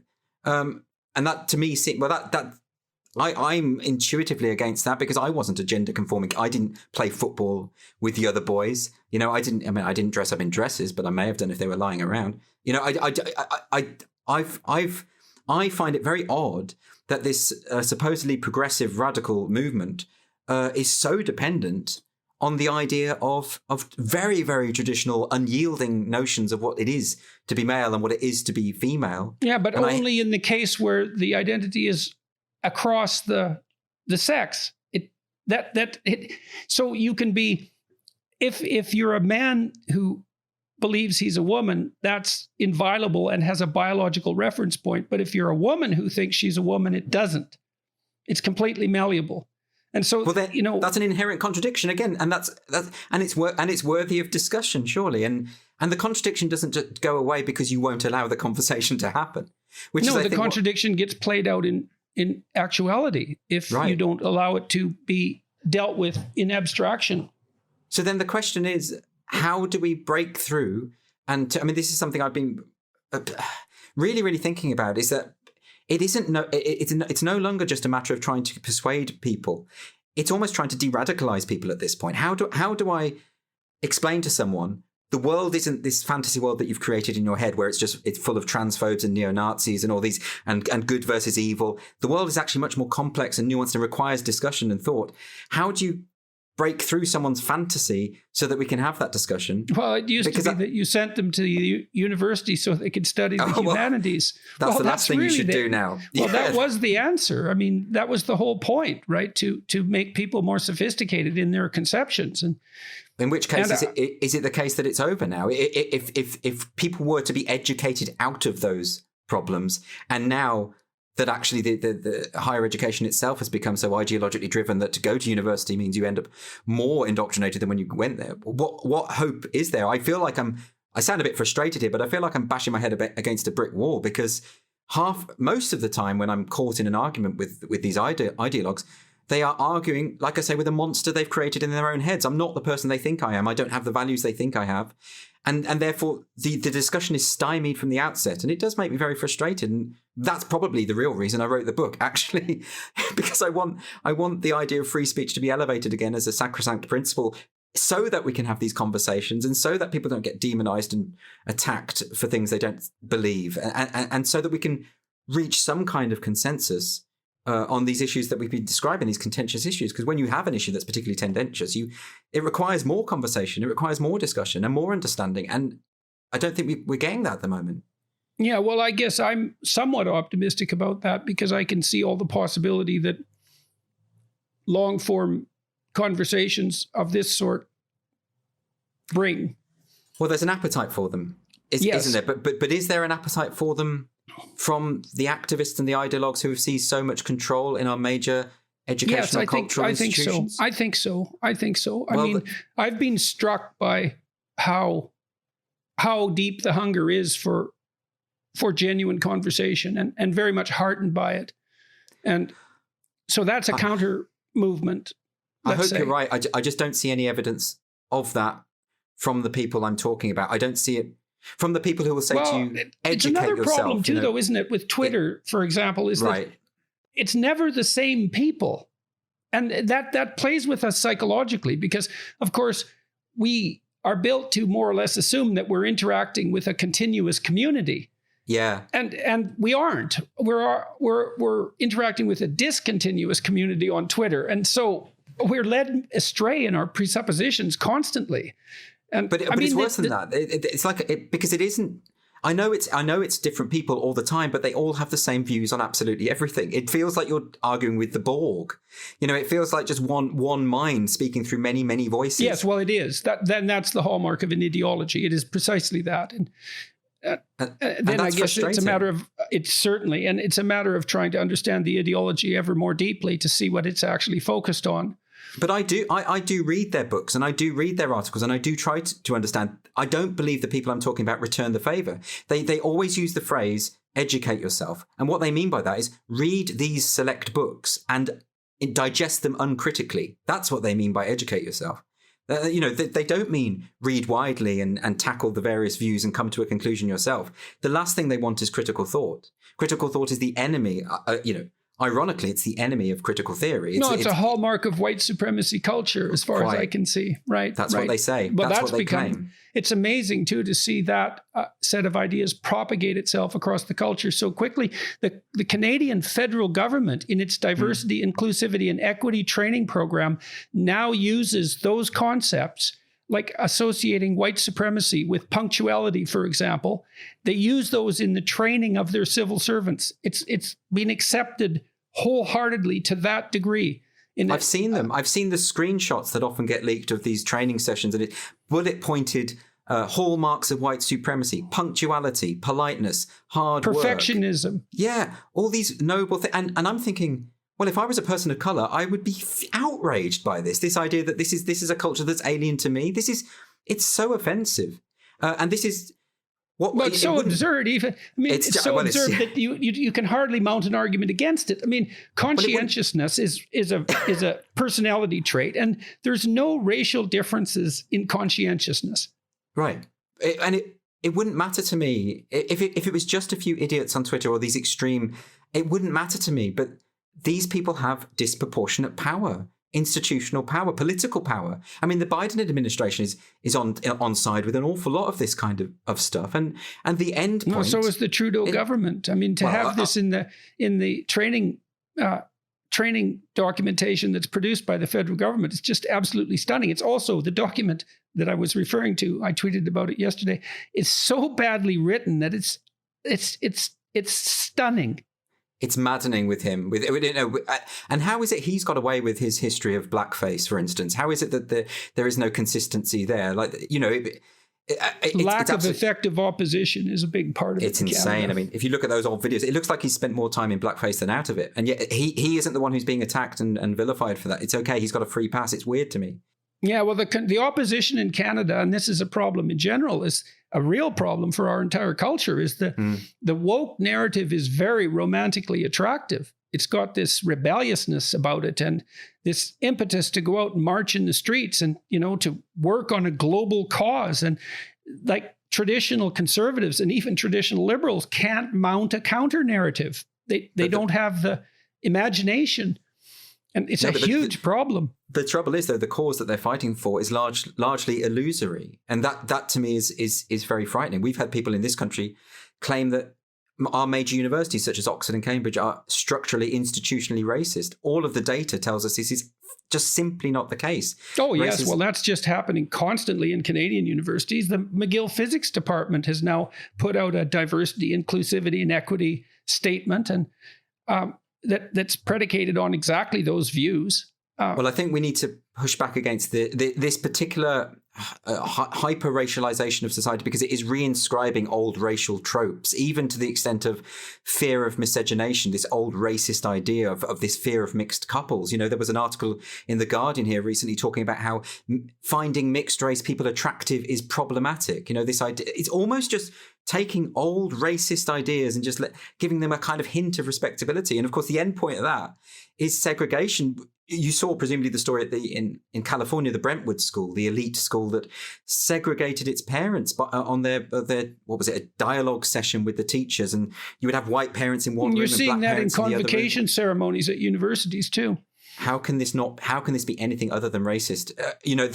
It's interesting that the group FAIR, the group Foundation Against Intolerance and Racism, a lot of those people who are doing great work, I think, are starting to call this neo-racism. There needs to be a label for it.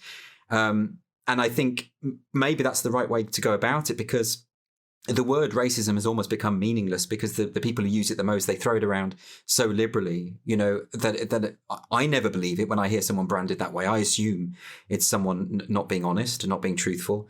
So what do we call this? What do you call it when people are advancing the cause of racial segregation in the name of anti-racism? What do you call that? I don't know what. I think that's going to be the real struggle. Is not just breaking through the fantasy world. I don't like this idea of having to negotiate someone else's dreamland. There's that thing, firstly, but also there's the linguistic minefields. How do you convince people? The other reason, I mean, you mentioned the rebellious aspect of it. I think the other reason why it's so appealing is because the language sounds like you're doing good.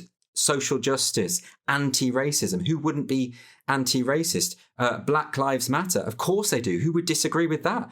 But these phrasing can be used to push through some very pernicious ideas. And I mean, when it comes to anti-racism, for instance, I mean, Ibram X. Kendi makes it absolutely clear in his book that he feels to be not racist is simply another form of racism. That this dichotomy doesn't exist. Well, what? And that's why I find it very hard when I'm having these arguments, because if I say I have a real problem with anti-racism, people will say, oh, I see, so you're for racism. And then you have to explain what anti-racism means when used by these academics in these very niche fields such as whiteness studies. You have to explain first what that means, why that's dangerous for society, and how in order to genuinely oppose racism, you have to oppose the discourse of anti-racism. I mean, when you say it like that, it's maddening, isn't it? It's like it's the stuff of nightmares because there is no coherent sense. And because so much of it is rooted in language and misdirection through language and shielding what is actually meant, it becomes impossible to win the argument. And maybe that's the point, Maybe they gave the word to us, gaslighting. When they gaslight all the time and say the culture war is a right-wing myth, or cancel the people who are the chief practitioners of cancel culture saying that cancel culture doesn't exist. When they say the opposite of what is the observable reality. I don't know how to break through that, how to break through those arguments, because not only have they constructed a pseudo-reality in their own minds, they've constructed the language with which to sustain that pseudo-reality so no one else can be drawn out of it. And that to me is going to be the challenge. Let me ask you, let's go sideways for a minute now. Mm-hmm. And I suppose this is an exploration of potential solutions as well. This has been a very serious conversation, but you're a satirist and a comedian as well. And so Isn't it terrible how unfunny I am in real life? Isn't that awful? When I'm doing stand-up, if I've got a script, I can be funny, but I can't be funny spontaneously. People are very disappointed about that. I'm sorry. Well, I'm curious about your motivations. Okay. Let's talk about Titania McGrath. Why don't you describe her first for everyone? So Titania McGrath originated as a Twitter character in around April 2018. And the idea of the character is that she is a very privileged, po-faced, young, white, intersectional activist who is determined to be offended by absolutely anything. She can problematize absolutely anything. You could give her, a pair of shoes or a hat or a holiday in Margate, and she would find a way to say that it is irredeemably transphobic and white supremacist or something like that. She can do those things that the activists always do. So nothing is ever good enough for her. She's also immensely privileged. She comes from an independently wealthy background. She lives in, one of those sort of gated communities, which is 99% white. But she has a deep mistrust of the working class. She thinks that she is virtuous and noble and good. And she goes on Twitter and goes on the attack all the time, trying to isolate things, trying to save the world in her through intersectional theory. And it's a very recognizable type of act. Even if you know nothing about intersectionality or anything of the stuff that came out of the school of thought of Kimberly Crenshaw or any of those academics, even if you know nothing about that, you will recognize this type of figure because this figure is ubiquitous on Twitter, on social media. They always have their pronouns in their bio.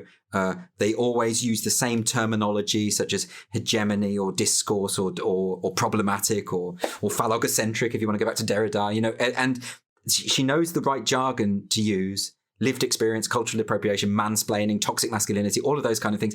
And we know, and all of these things tend to be slogans in substitute of thought. They're just things that get thrown out there. And so what I wanted to do with the character do you know what slogan means? What you mean is etymologically? No, I don't. Sluag Garum. It means battle cry of the dead.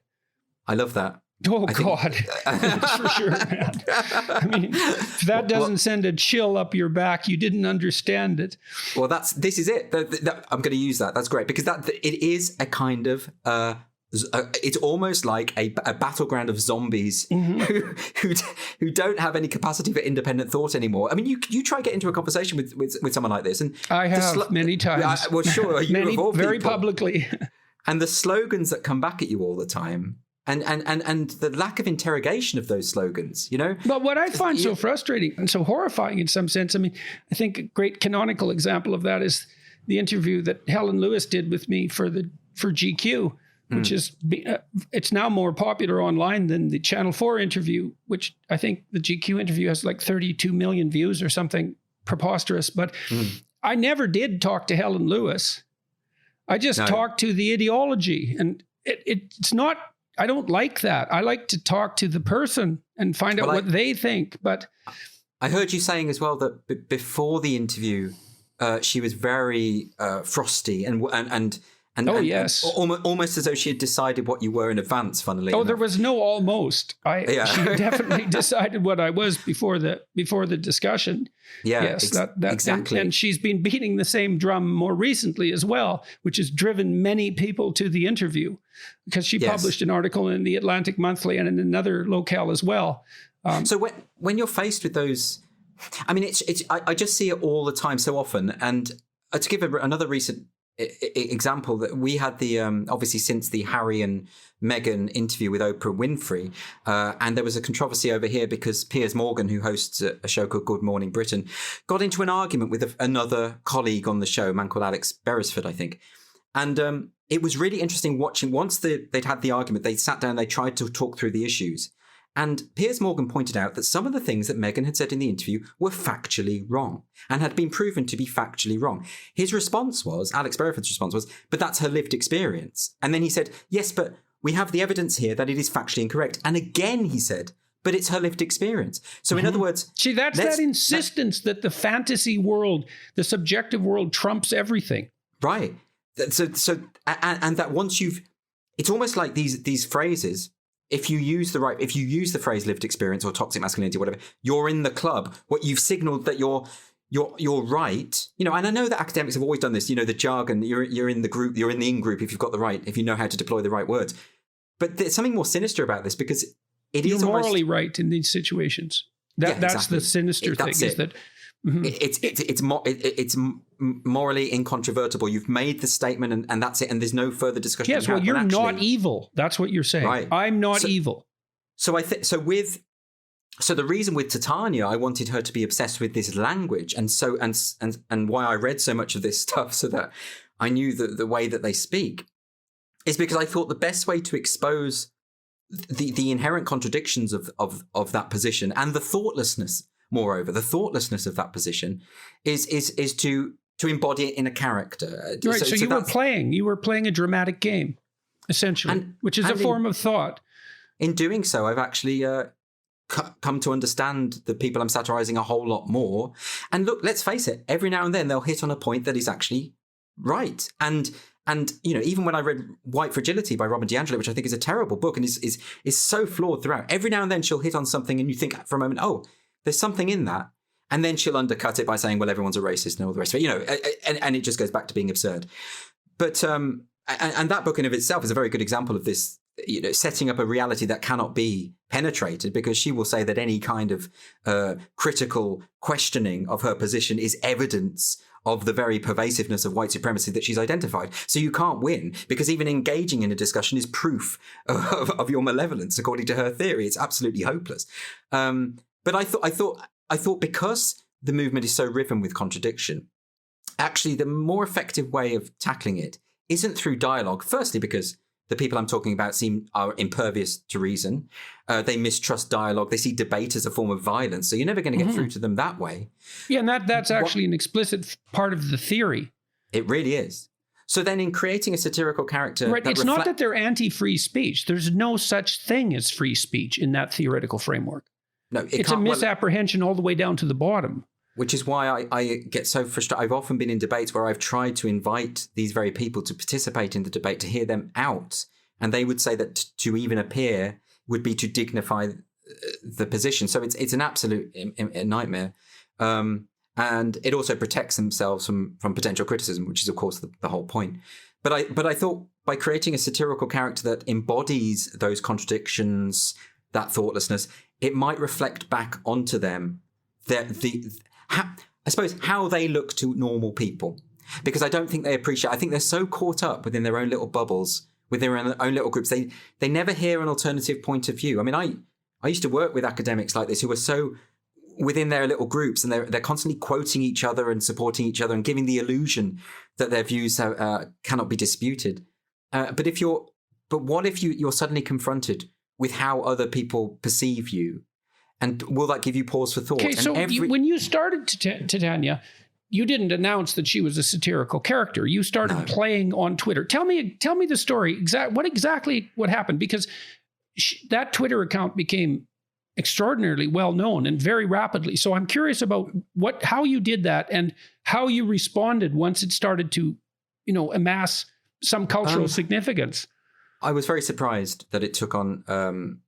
It became so popular so quickly, and I'd started it because more to entertain myself more than anything. I was so frustrated with this, and I wanted to try and expose the absurdity of it. I mean, my background is as a stand-up comic, and as a stand-up comic, I'm not necessarily satirical. I will stand there on a stage and ridicule the thing that I perceive to be a problem with society. With satire, what you're doing is you're often embodying it with a kind of ironic detachment, or you are, you're addressing it. You're always going after what you perceive to be the vices and follies of society, and I thought that was a good way of doing it. And right, also, so you had to stay on a kind of edge. You had to be believable enough as the character, right, so that you could pass, but you had to push it just past the point of what? Of rationality or believability? It's a funny edge. I was continually getting into arguments with people and staying in character. I've always stayed in character, and even to today. And I've actually, if you go to the Titania account now, my pinned thread is a thread of conversations that I've had with people in character who are angry about the things I've tweeted. And these can go on for pages and pages. And it's fascinating to me because it's close enough to the truth. She says really ridiculous things, really absurd things, like speaking or writing in English is an act of colonial violence. She'll say that, the only way to guard against fascism is if the state are allowed to arrest people for what they say and think. Stuff like this, which is so obviously absurd, and yet it's close enough to what people actually say that people believe it and get annoyed about it. And what I've always liked to do is to stay in character and have those conversations with these people, and then I posted the screenshots of the conversation. So, but part of the point of that is not to humiliate the people who had fallen for it, because actually the point I'm making is I understand why they would fall for it, because it's so close to what people actually say. And by doing that, my hope is, I suppose, that it exposes the folly of this stuff. Sometimes, even when I'm in those arguments, I will say something that is so out of just completely out of the realm of possibility, so stupid, and yet they still don't. Things have become so absurd that they don't twig. I mean, even today, there was a story today in the UK. A museum, a Jane Austen museum, is now going to interrogate Jane Austen's use of sugar in her tea because it has connections to plantations and white supremacy and slavery. Something like that, which is just so absurd. Or the recent controversy over Bluey, the Australian cartoon dog, because it doesn't have enough dogs of colour and gender diverse dogs in the cartoon. Now, that sounds like something I would make up as a joke, but it's real. It's actually happening, and people are taking it seriously. And so, therefore, in a sense, it's become harder with Titania, because anything that I come up with is going to be topped by real life very, very quickly. What have you learned about the people that Titania annoys? So she's a hyper politically correct avatar, but she tangles up people who are opposed to that sort of thing. And so that must have also shed substantial light for you on people on the other side of the... It does. And so what have you learned?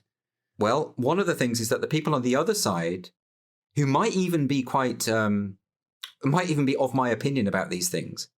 A lot of people are very quick to anger and verbal abuse as an instant response. So a lot of the people who get angry with her really go after her looks, and I mean, she's not real. A friend of mine, Lisa, created the image of the woman. She's a composite of 4 different women, so it's not a parody. You see, this is the thing. It's not a parody of any particular person. It's a type of person. And yeah, the people who get angry with her and the people who are genuinely angry about the social justice movement are absolutely furious about the way it is impinging on every aspect of their lives. They are sick of it.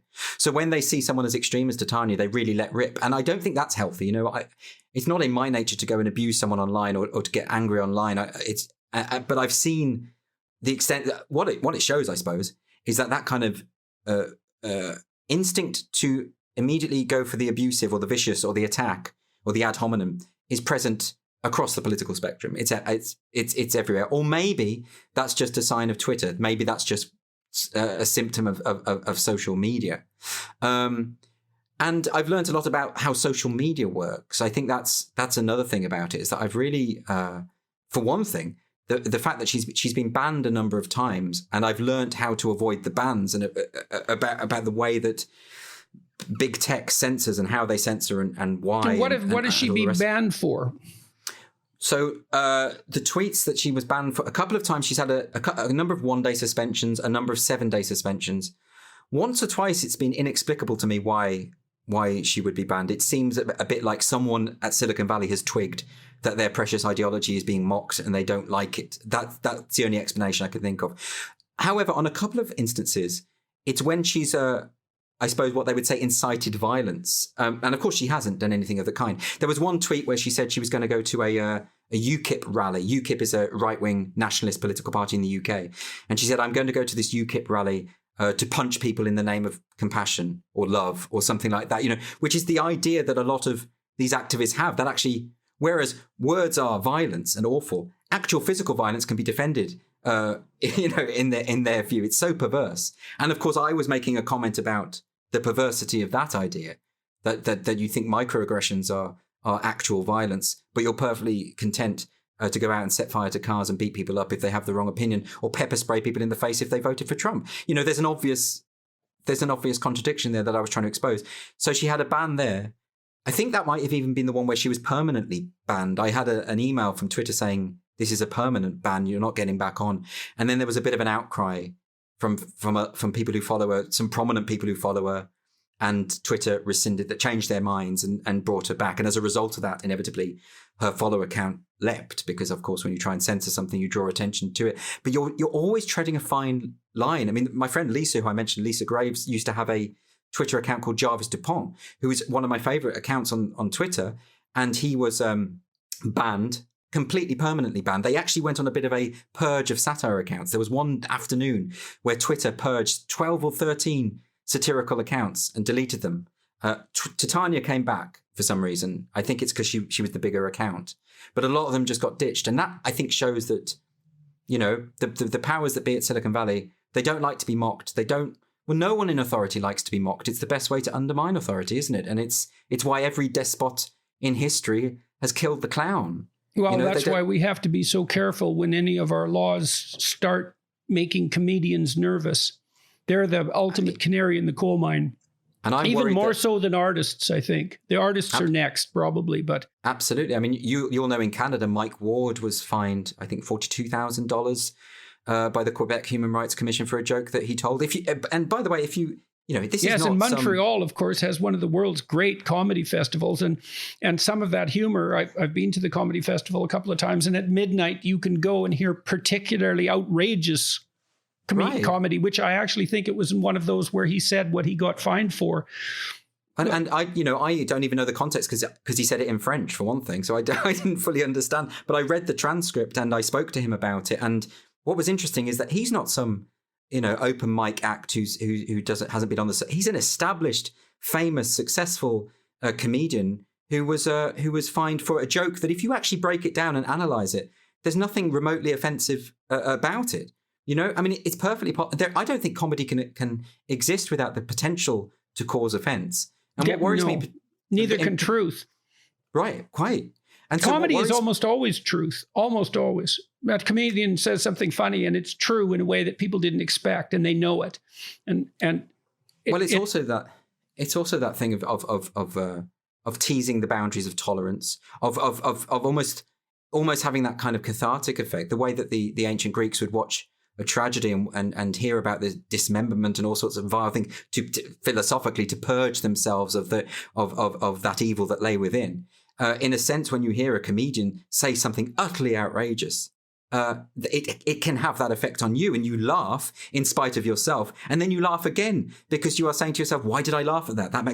I shouldn't have done that. So you're almost laughing at your own response as well. It has a double effect. And we are really losing that. I mean, I don't know how it is in Canada, but in the UK, a lot of this kind of mistrust of comedy and mistrust of jokes and the idea that certain jokes normalize hatred is coming from the comedians themselves. And a lot of comedians take it on themselves to police other comedians' material, and they get very angry when people broach certain subjects. I consider it very, very unhealthy. And not all comedians, by the way. I'm not saying that all comedians. I'm just saying certainly the more establishment comedians absolutely would fall into this category. And it's really shocked me. This has been, since I started Titania in particular, a lot of comedians have been very angry that I mocked the social justice movement or that I, which to me is absurd because, I spent 3 years co-writing the Jonathan Pye character.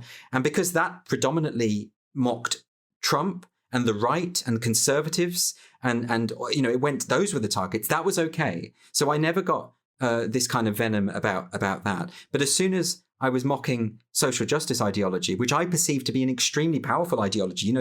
I don't think I'm punching down. I think I'm punching up at these people who have captured these institutions and are ruthless, by the way, absolutely ruthless, and bullying. I think the social justice movement utterly legitimizes bullying, and I don't like bullies, and I like to stand up to bullies, and that, Titania, is my attempt to stand up against the bullies. But what they will do is misrepresent my intentions and will say, oh no, you just want to have a go at gay people or whatever, or have a go at minority groups. And I've been very shocked by that, because that kind of response has even come from comedians. And my view is that if you've got half a brain, that's not what I'm doing. You absolutely have to know that that's not what I'm doing. And yet, maybe they do know. Maybe this is a willful misinterpretation as a means to attack me because I've mocked the ideology I'm not meant to mock. But I tell you what, whenever there are consequences for mocking someone, then I think that's the person you ought to be mocking, right? I think that's a sign. Mm-hmm, mm-hmm, mm-hmm. Do you? Would you? What effect has producing Titania had on your life? And if you could go back and decide whether you were going to do it again, would you? I mean, it must be shocking. Yeah, I would think it's shocking to have seen what happened, to be at the center of what happened when you created that character. But I'd like to know. Well, for one thing, I didn't expect the reaction that I got. Also, you've got to remember that for a long time, the character, I was anonymous, because I part of the effect of the character was that people thought she was real. That was so sort of integral to it. And then I was outed by a newspaper over here the week that her first book came out. And that, although that was very good for the book because it generated a lot of publicity, because then the story became that I was the person behind the character. In effect, it had an enervating impact on the character, because now what happens, people know it's me behind the character. However, what I will say is, even to this day, there's always some people who fall for it. Whenever I tweet something, there's always some people who fall for it. So it has that. So there's that. But then there's the impact on my personal life. Well, I would do it again because I feel very passionately that the movement that I'm mocking, the ideology that I'm mocking, is a dangerous one. And I feel very passionately that it is divisive and damaging to society, as damaging as any ideology can be. I think it has the potential to go to those lengths. And so that I think I would almost be in dereliction if I didn't mock it. It would be. I tell you what it would be. It would be an act of self-censorship if I didn't go after these targets. And that's, by the way, how most comedians. I mean, a lot of comedians think this stuff is ridiculous. They won't go near it because they know that if they do, they won't get on the BBC and they won't get booked by certain clubs. So they just leave it well alone. But I think I couldn't do. I just, that's not in my nature. So I don't regret that. The fact that so many friends of mine, former friends on the comedy circuit, no longer talk to me, that's something which I suppose I could say is unfortunate. on the other hand, How many times has that happened to you? How many friends do you think you've lost? it's in double figures. It's certainly in double figures. And I think, and it's not just Titania. It's also partly, I suppose, my politics. It's also, it's effectively being honest about what I think and saying opinions that might not be the establishment of fashionable opinions. And it gets people very angry. I mean, one particular incident I can think of is when I met for a drink with two friends, very old friends of mine, a married couple. And he started screaming at me in the pub. I won't swear on your podcast, but calling me an effing Nazi, and then another word which I probably shouldn't say at this point. But I thought he was joking at first, and we had this conversation, and it was true. He'd completely bought into this fantasy of who I was, and there was no going back from that. And I know it was fueled by alcohol, but no apology was forthcoming, or it's, and then every now and then there'll be, I mean, it happened to me a couple of months ago where a comedian I've known for many, many years from the circuit suddenly sent me this abusive message online on Twitter and started attacking me and saying he said I was funded by dark foreign powers or something utterly absurd, and I thought, well, okay, so this is now my reputation. Of course, that is what you'd say if you were funded by dark foreign powers. Well, this is the problem. Like I said, I've said it before. Like if I am getting all this dark money, it must be very dark because I haven't seen any of it. It's not, that'd be great, fine, but I'm not. And this idea that I'm this sort of, it's that going right back to what you said at the start, like that I'm defending free speech because because I'm an evil person who wants to say evil things, and so there's all of that, or that I'm mocking minority groups through Titania, which is absolutely not what I'm doing. It's the opposite. I'm mocking those very affluent and powerful people who very patronizingly assume that they know what's best for minorities. It's the opposite of what people say it is.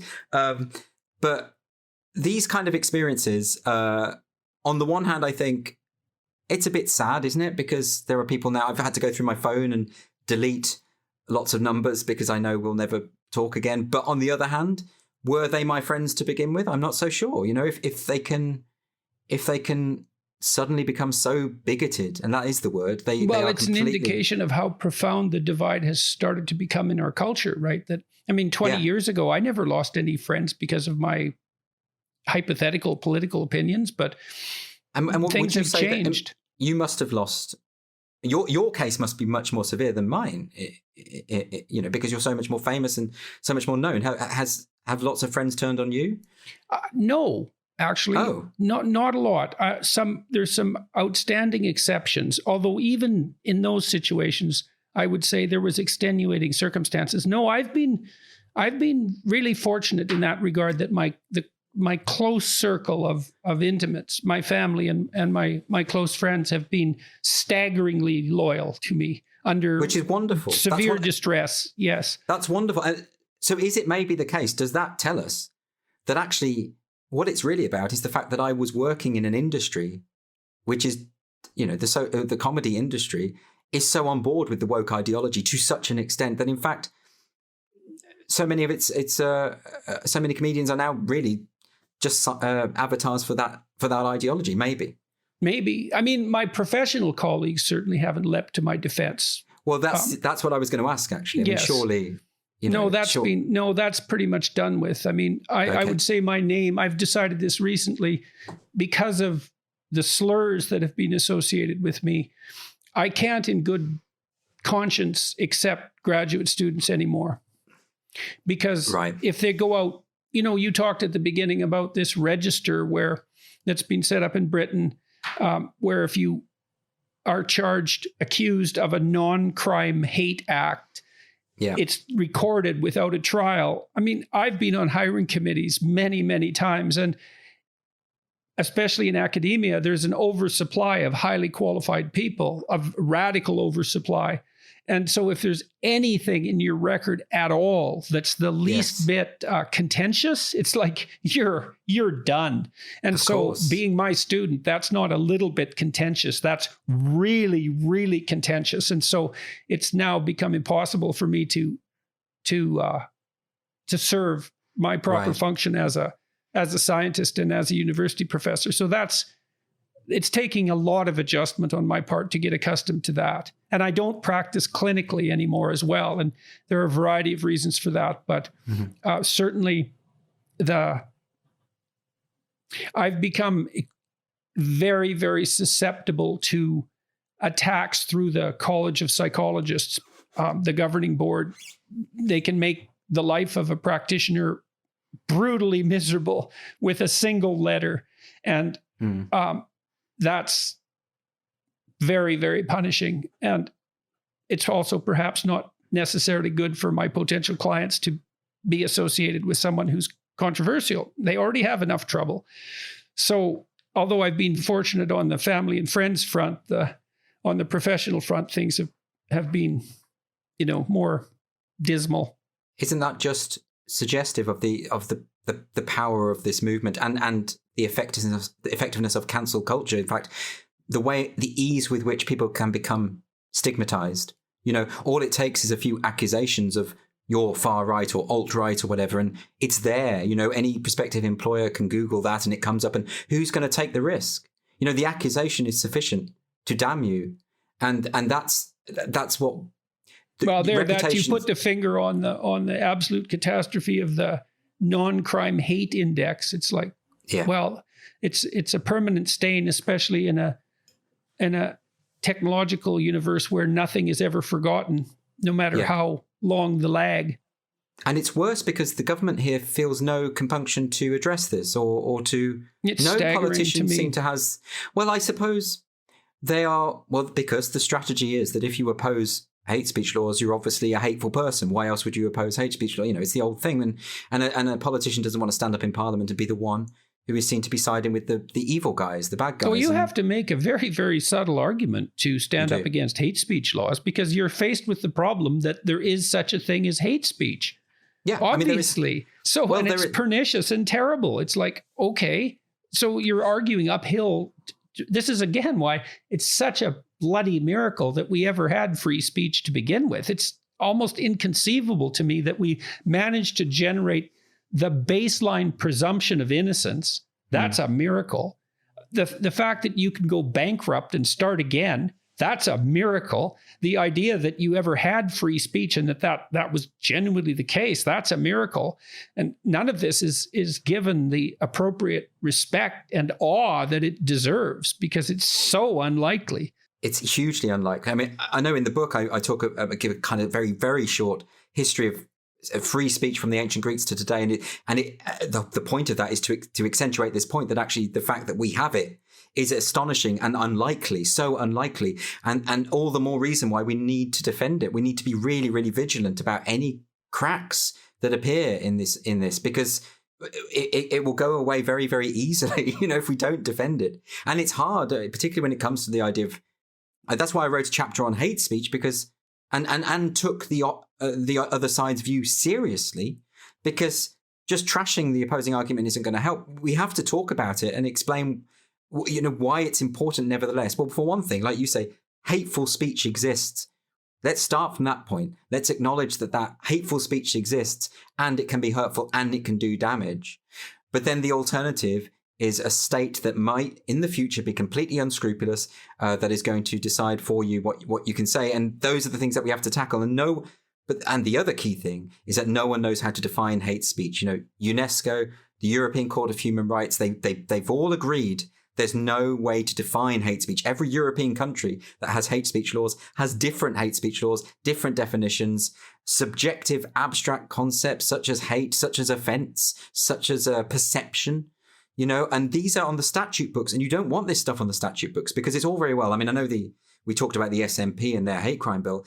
The defense I'm always running into is people are saying, yes, okay, technically someone could be arrested and imprisoned for saying an offensive joke, technically, yes. But no one in their right mind, no jury, no judge is going to, we've got common sense, it's okay. Well, that's so myopic. I mean, because you don't know who's going to be in charge in 10 years' time. You don't know who that judge is going to be. How can you possibly just... You can be certain that someone will be in charge that doesn't approve of you and that you don't approve of. That will certainly happen. You don't want vague wording on the statute books. it's going to be exploited at some point, even if it's not today. There's absolutely no way that you can guarantee against the future abuses of that. And it is, as you say, it's a certainty. So I think it's actually one of the most important arguments that we should make, and that we need to do. Free speech needs to be defended in every successive generation. It's not something that you know this, you get it and then it's there forever. No, that's not true. There's something about human nature. There's something about people in power. There's something about the way that we are that it will collapse. It's an edifice that is not secure at any given time. But it's hard. It's that thing of being smeared. The risk is you're going to be smeared. You're going to be associated with the worst possible kinds of people because, of course, it's only really controversial speech that ever requires protection. And people are going to say, well, then you must support what these awful people are saying. And it's hard to make the case, but it's a case that nonetheless has to be made. And particularly by politicians. I've been incredibly disappointed by the way in which politicians in this country have not made any kind of effort to if anything, as from what I can see, there are moves even in the English Parliament to push through further hate speech laws. We should be repealing them, not pushing for them. But no one wants to have the argument. No one wants to be tainted. Yeah, well, they get identified one by one and taken out. That's what happens. Well, you get put on a list. This is it. The identitarian left, if that's what we're going to call them. I don't know what to call them. That's the problem. Is they're very clever about evading even a label. But they like making their lists. They like observing and saying, you are problematic. You have sinned, and now they have an electronic trail. These are the people that absolutely love going through all of your old tweets and messages, and anything they can find. And of course, the point about that is you can do that to anyone. There is no one alive who, if you had complete unfettered access to everything they've ever written online or in their emails or text messages, that you couldn't construct a case to damn someone. That's actually one of the things that's more or less saved me. Is that right? Well, by the time I made my political statement, which was a philosophical statement or even a spiritual statement, not a political statement, I already had 200 hours of lectures online. And so essentially everything I'd ever said to students was recorded, and it wasn't possible to pull out a smoking pistol. So this was very smart. And also, but this is why it's also astonishing. I find it unendingly astonishing the way you are mischaracterized because it's all there.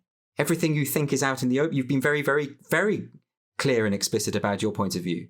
And so when they try and demonize you and turn you into this thing, people can check and they'll realize that I think what they're doing is they're relying on the reputational damage being a kind of barrier to people even investigating who you really are. Yeah, well, to some degree that works, but it doesn't really work because what generally happens is that, for every person who wouldn't open a lecture because of my reputation, there's 3 or 4 who do because they're curious, and then it has an even more perverse effect in some cases, on the true believers because they're primed to find anything I said offensive, but that doesn't happen.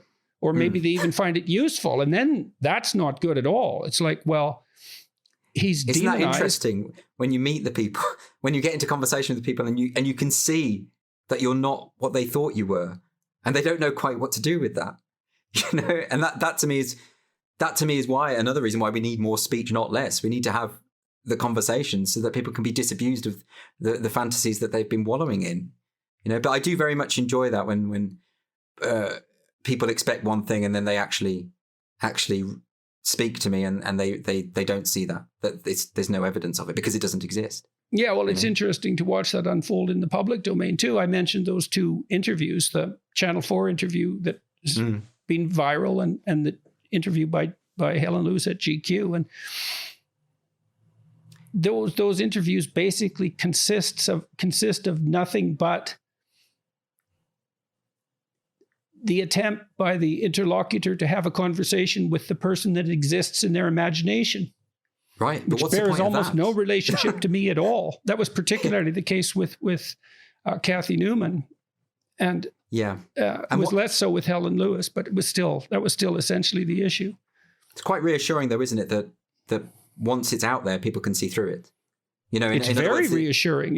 What saved me, and this has given me an endless supply of hope, I would say, is that all I've ever had to do is just show everything. It's like, here's the situation, no edits. Like, this is what happened. And every time so far, you know, I haven't been fatally damaged. Yeah. I mean, one of the things I've learned most, I think, since Titania kicked off and it became a known thing, is I've learned simply never to trust the perception of someone as constructed in the media or online, or, you know, it's never the same person. I've ended up meeting, coming from the background I did, most of my friends were always on the left. I didn't really know conservative people, and now I have a lot of friends who are conservatives, you know, and they're just not this villain that they were made out to be. And even some famous conservatives who people have said they're absolute monsters, they're evil, they want to eat babies, basically, or the equivalent, you know, and you get to know them and you realize, oh my goodness, the perception is so far removed from the reality that even I once had bought into it myself, because everyone's telling you this. Oh yeah, the same thing is. I've certainly had that experience repeatedly. I never trust it now. I like, whenever I hear the way people talk about people online, I never trust it unless I know someone personally. I'm never going to trust that again. I think it's an important lesson for me. So what's next for you? And also, how do you make a living? You can't make a living as Titania McGrath. Well, I mean, you're locked down still, so it's got to be hard being a comedian.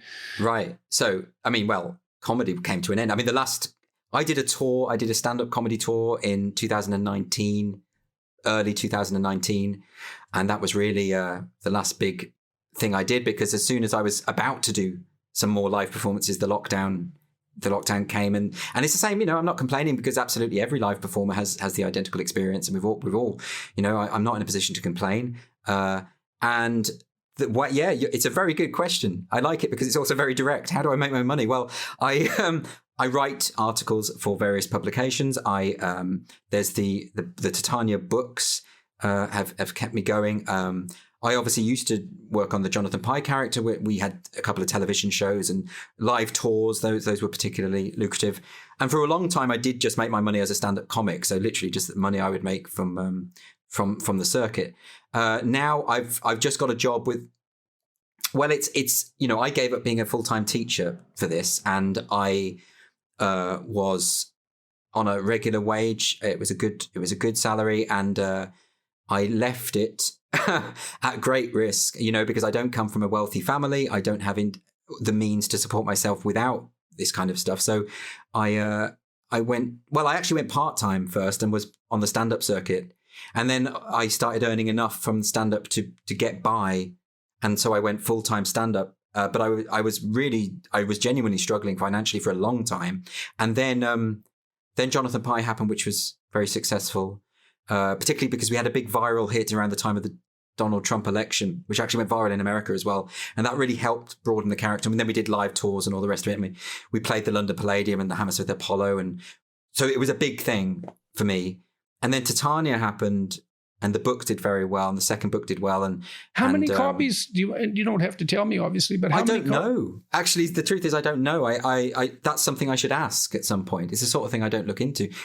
You know, I got a royalty check the other day, and I thought I thought it was done, and actually this was quite a lot of money. And I thought, well, okay, that's good. This is something that can keep me going. But I've also just got a new job as a broadcaster on a new channel called GB News in the UK, and that will be a pretty full-time, full-on presenter job.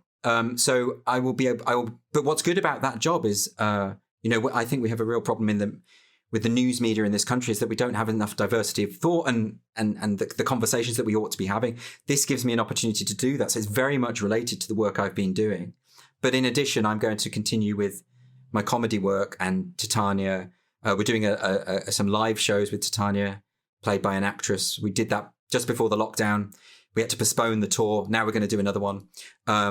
So I will, a lot of people get very scared by making a living as a creative person, because you're always on the line. As they should be. Jesus, well, it's a tough way to make a living, man. It really, I mean, you're taking a massive risk, and most creatives I know are very, very poor. It's simply not. And most have other jobs, Yeah, there's a tiny fraction that are hyper rich and everyone else starves. Virtually no one. And I consider myself extremely fortunate to be able to do this the stuff I love full time, because for most of my adult career, I couldn't. And I was, I had to have a full time job, and as well as go out in the evenings and do all of this stuff.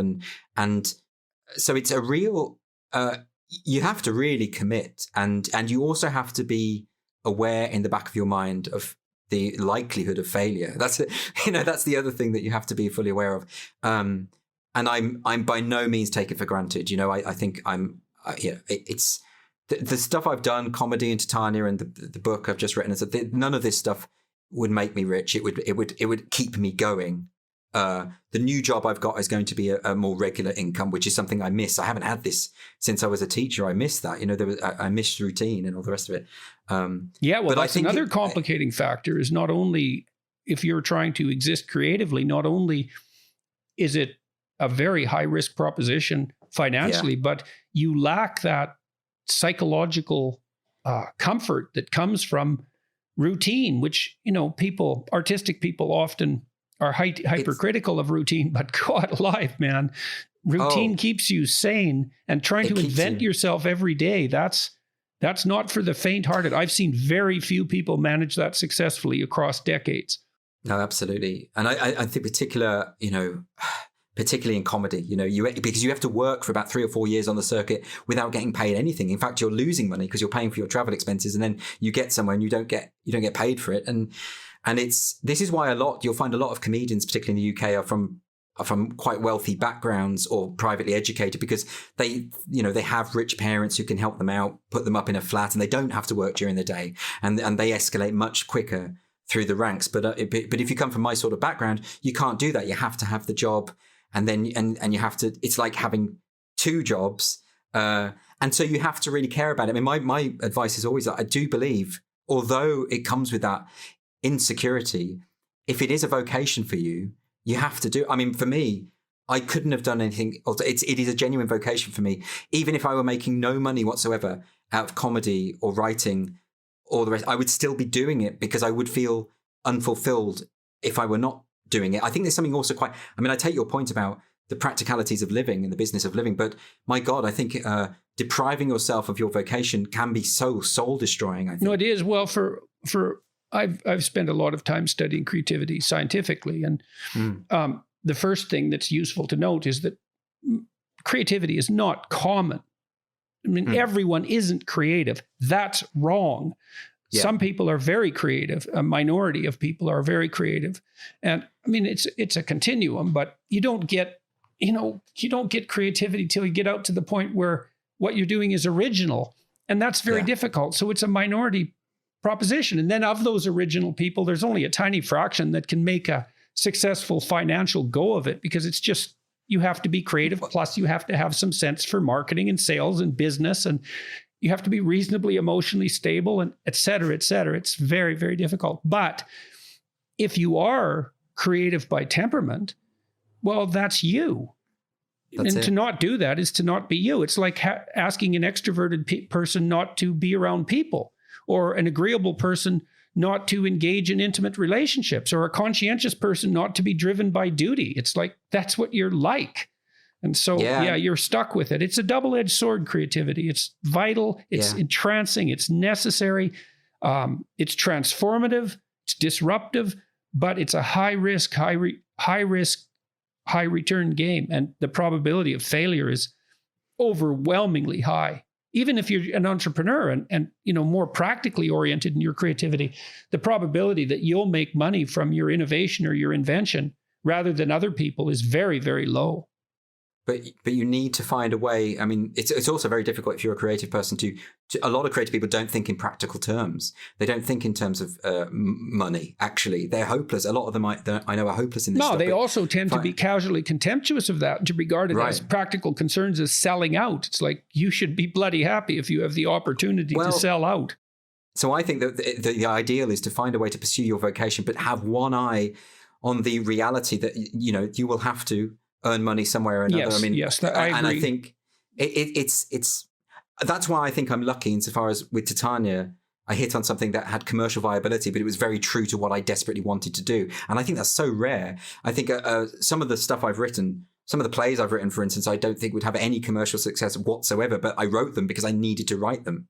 And some of them didn't even get on. And maybe one day they will, and that would be great. But what if you were just think what you have to accomplish, though, right? You have to have your creative endeavor aligned with market demand at exactly that time. Right. It's impossible. It's very, very unlikely. Actually, that's why I always say don't attempt to anticipate the zeitgeist, because you won't. Like, the best thing an artist can do is do what they believe and hope, because a lot of it is luck. You know what I mean? Well, there's a technical literature on that too. I mean, what you do is continue to produce ideas. And it's a Darwinian competition, essentially. They're like life forms, these ideas. And now and then one will find a niche that it can thrive in. But the best way to maximize your chances that niche will manifest itself is to overproduce. Because I'll give you an example. I answered a bunch of questions on Quora. So that's a website where anybody can ask any questions and anybody can answer. I answered about 50 when I was playing with Quora. And one of them was a list of everything people should know, of things people should know in their life. And I derived my books out of that list. Yes. It was disproportionately successful. Most of the answers I generated got virtually no views, but it must be hundreds of thousands now. But even before I wrote the books, it was tens of thousands. But had I not written 50, I wouldn't have got that one. The other 49 failures, so to speak, were the answers weren't necessarily worse. They just didn't hit the zeitgeist like that answer did. And I think that's a great piece of advice. Overproduction, because it's the same with the Beatles. They look like an overnight success. It's because they've been playing endlessly in those dingy clubs in Europe. You know, before it happened. You produce as much as you can. They say it takes 10 years to become an overnight success. That's it. So, of most of the things I've written have done nothing and gone nowhere and had no success whatsoever. It's just, but the one thing, occasionally when it hits, that's what sustains all the rest of it. And it's also why creativity continues to be selected, let's say, from a biological perspective. It's like, that's why I said it was a high risk, high return game. Almost everything you do creatively will fail. But now and then, you're disproportionately successul. And so that keeps the whole game going. You didn't have any sense, did you, that when you put the lectures on YouTube that it would explode in this way? Not in this way. This was completely, I'm still shocked constantly by my life. I'm shocked out of sanity by my life. I just can't. This is why I asked you about Titania. You know, you get at the center of a whirlwind like that, and there's something very surreal about it. And I mean, I keep getting hit by surreal things, and it's very hard to wrap my head around it. Like this Red Skull episode was just one of many equally surreal occurrences. But no, I had no idea. I knew I was working on something important back when I was in my 20s, when I wrote my first book. And it was out of that all my lectures came. And I spent 15 years working on that book, and I worked on it about 3 hours a day. And so I thought about it all the time. And so I knew there was something to it, not necessarily because they were my ideas, but because of the people who I had read and delved into while I was writing the book. I knew the ideas were significant. And I could see the effect of the ideas when I was lecturing on my students. So I had some sense that there was something vital, that I was involved in something vital. But But had you uploaded those videos a couple of years before or a couple of years later, you probably would have missed the zeitgeist and nothing would have happened. You know, I mean, it doesn't matter. I always think with any kind of creative endeavor or intellectual endeavor, it doesn't matter how good you are in a sense. It has to be good, and the timing has to be right. And like you say, if you just keep, I think persistence is it. If you just keep doing it, not only does your craft get better, and you are, if it does hit, you're in a position to be able to handle it. There's no doubt. Look, if you okay, so in scientific literature, the hallmark of impact is citations. And so if your work is cited, it means that someone who's written another scientific article makes reference to something you wrote. And that's all tracked, and it's used for promotions, and it's used to judge scientific merit. It's its own science, citation tracking. A very small number of your published papers accrue most of the citations. So that's the first thing. So what that means is the more papers you publish, the more likely it is that one of them will become highly cited. And my highly cited papers aren't necessarily the ones that I thought would be most impactful. So yeah, but the other piece of information from literature on creativity is that the best predictor of quality, and so you could index quality by impact, let's say, or by citations, is quantity. Yeah. It's not a great predictor, but it's the best one. And so, and this is good advice for everyone out there who's a musician or an artist. It's like, produce as much as you can, because you do get better at it, right? You absolutely do. And so there's that, but there's also, I think the other important thing is to actually be true to yourself in your artistic endeavors, insofar as don't be trying to anticipate the zeitgeist, don't be trying to anticipate what other people are doing. My big concern in the current climate that we live in is that a lot of artists are choosing to self-censor because the penalty for risk-taking has got too high. You can be completely... if I think of an example think about what kind of catastrophe that is, because we've already discussed the fact that the impediments to creativity are almost insurmountable. And so then you add an additional one, which is self-censorship because of social pressure. It's like you just decimate the creative enterprise by doing that. We wouldn't have anything. The Western canon would be decimated. It's ridiculous. I mean, an example I often think of is one of my favorite playwrights is Edward Albee. And when he came to write his play, The Goat, which was a very controversial play because it was about a man having a sexual affair with a goat behind his wife's back. And obviously that doesn't sound palatable. Well, at least he went behind his wife's back. Exactly. At least it wasn't sort of an open sort of paganistic thing. Absolutely. But it's a shocking play, and it's meant to be. It's about where our lines of tolerance are, where they lie and why. And all of his friends told him, don't do this. You've got a valuable career, an incredible reputation. You're turning 80. You're 80. He was roughly 80 years old when this play came out. And they said, you're just going to scupper everything. And he said that when he got that response, that's the reason he did it. He went out there and he put the play on, and it turned out to be a huge success. It won, I think, the Tony Award for Best Play. It was critically and commercially successful. It was absolutely massive. So it just goes to show, I think, to an extent, I'm not saying disregard feedback from other creative people or people who have suggestions. But what I'm saying is, if you're true to your muse, whatever that is, the rewards will come, actually, or they are more likely to come. Okay, so that brings us back to free speech, too, because, the problem with laws that abridge free speech is they abridge creative endeavor. And that's a terrible thing, because it's the source of endless renewal.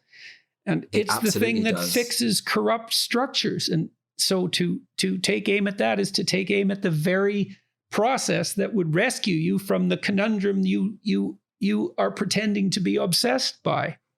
Has there been any innovation, not just in artistic terms, but in scientific terms, without the risk of offense, without, I mentioned the example of Galileo in the book because, he caused a great deal of offense by... Oh, hell, Darwin offended himself so badly that he was sick. He was sick for like a decade because of the implications of what he'd thought up, which were thoroughly offensive to himself.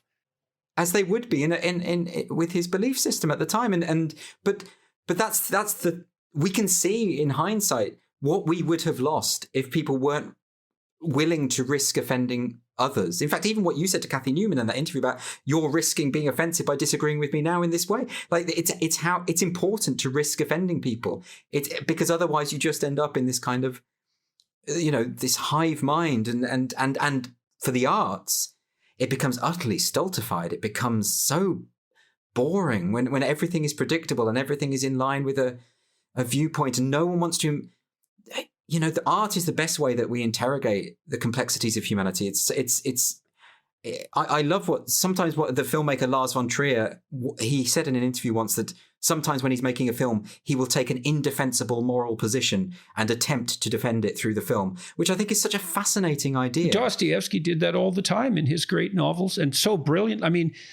That's what made Dostoevsky so staggeringly brilliant, was he would take positions that he despised with all his soul and make the people putting those believes forward the strongest characters in the book. I mean, he was so brave. It's the best thing to do. I wrote a play once where it was a one-man play where I completely tried to embody the kind of person I despise. It was someone who relished watching acts of violence, and he would take scour the internet for clips of real life violence. And it's something I can, whenever I've had that, whenever someone's tried to show me a beheading or something, I know I never want to see that kind of thing. I know I never want that in my head. And so I wanted to write a character who relished it, but from a position, from a non-judgmental position. I've never put that play on. I've written it, it's done. But the act of doing it was so incredibly liberating and interesting. And the idea that you can, you keep hearing this all the time, whenever a new film or a play comes out or a book, is this sending the right message? David Lynch's last series, the latest Twin Peaks series, was criticized. I read a review saying, well, there's violence against women in this, and he needs to be called out for this. Well, representing violence against women isn't an endorsement of violence against women. Maybe that's what the character does, and maybe we're supposed to hate him for it or whatever. Or if you read an autobiography of a complete reprobate, there can be something really interesting about that. And imagine all of this gone, all of this potential. But that is the end point of that's why I believe that this current social justice ideology is anti-art. I think it's opposed to the artistic spirit, quite fundamentally opposed to it, which is why I feel we must push back against it. So that's a great place to end. No, that's great. That's great. Well, thanks a lot, eh? Much appreciated. Yeah, it was a pleasure, and the time flew by, which is a good marker of a engaging exchange of free speech, let's say. Absolutely. Thanks so much for having me, Jordan. My pleasure. Good luck, eh? Thank you.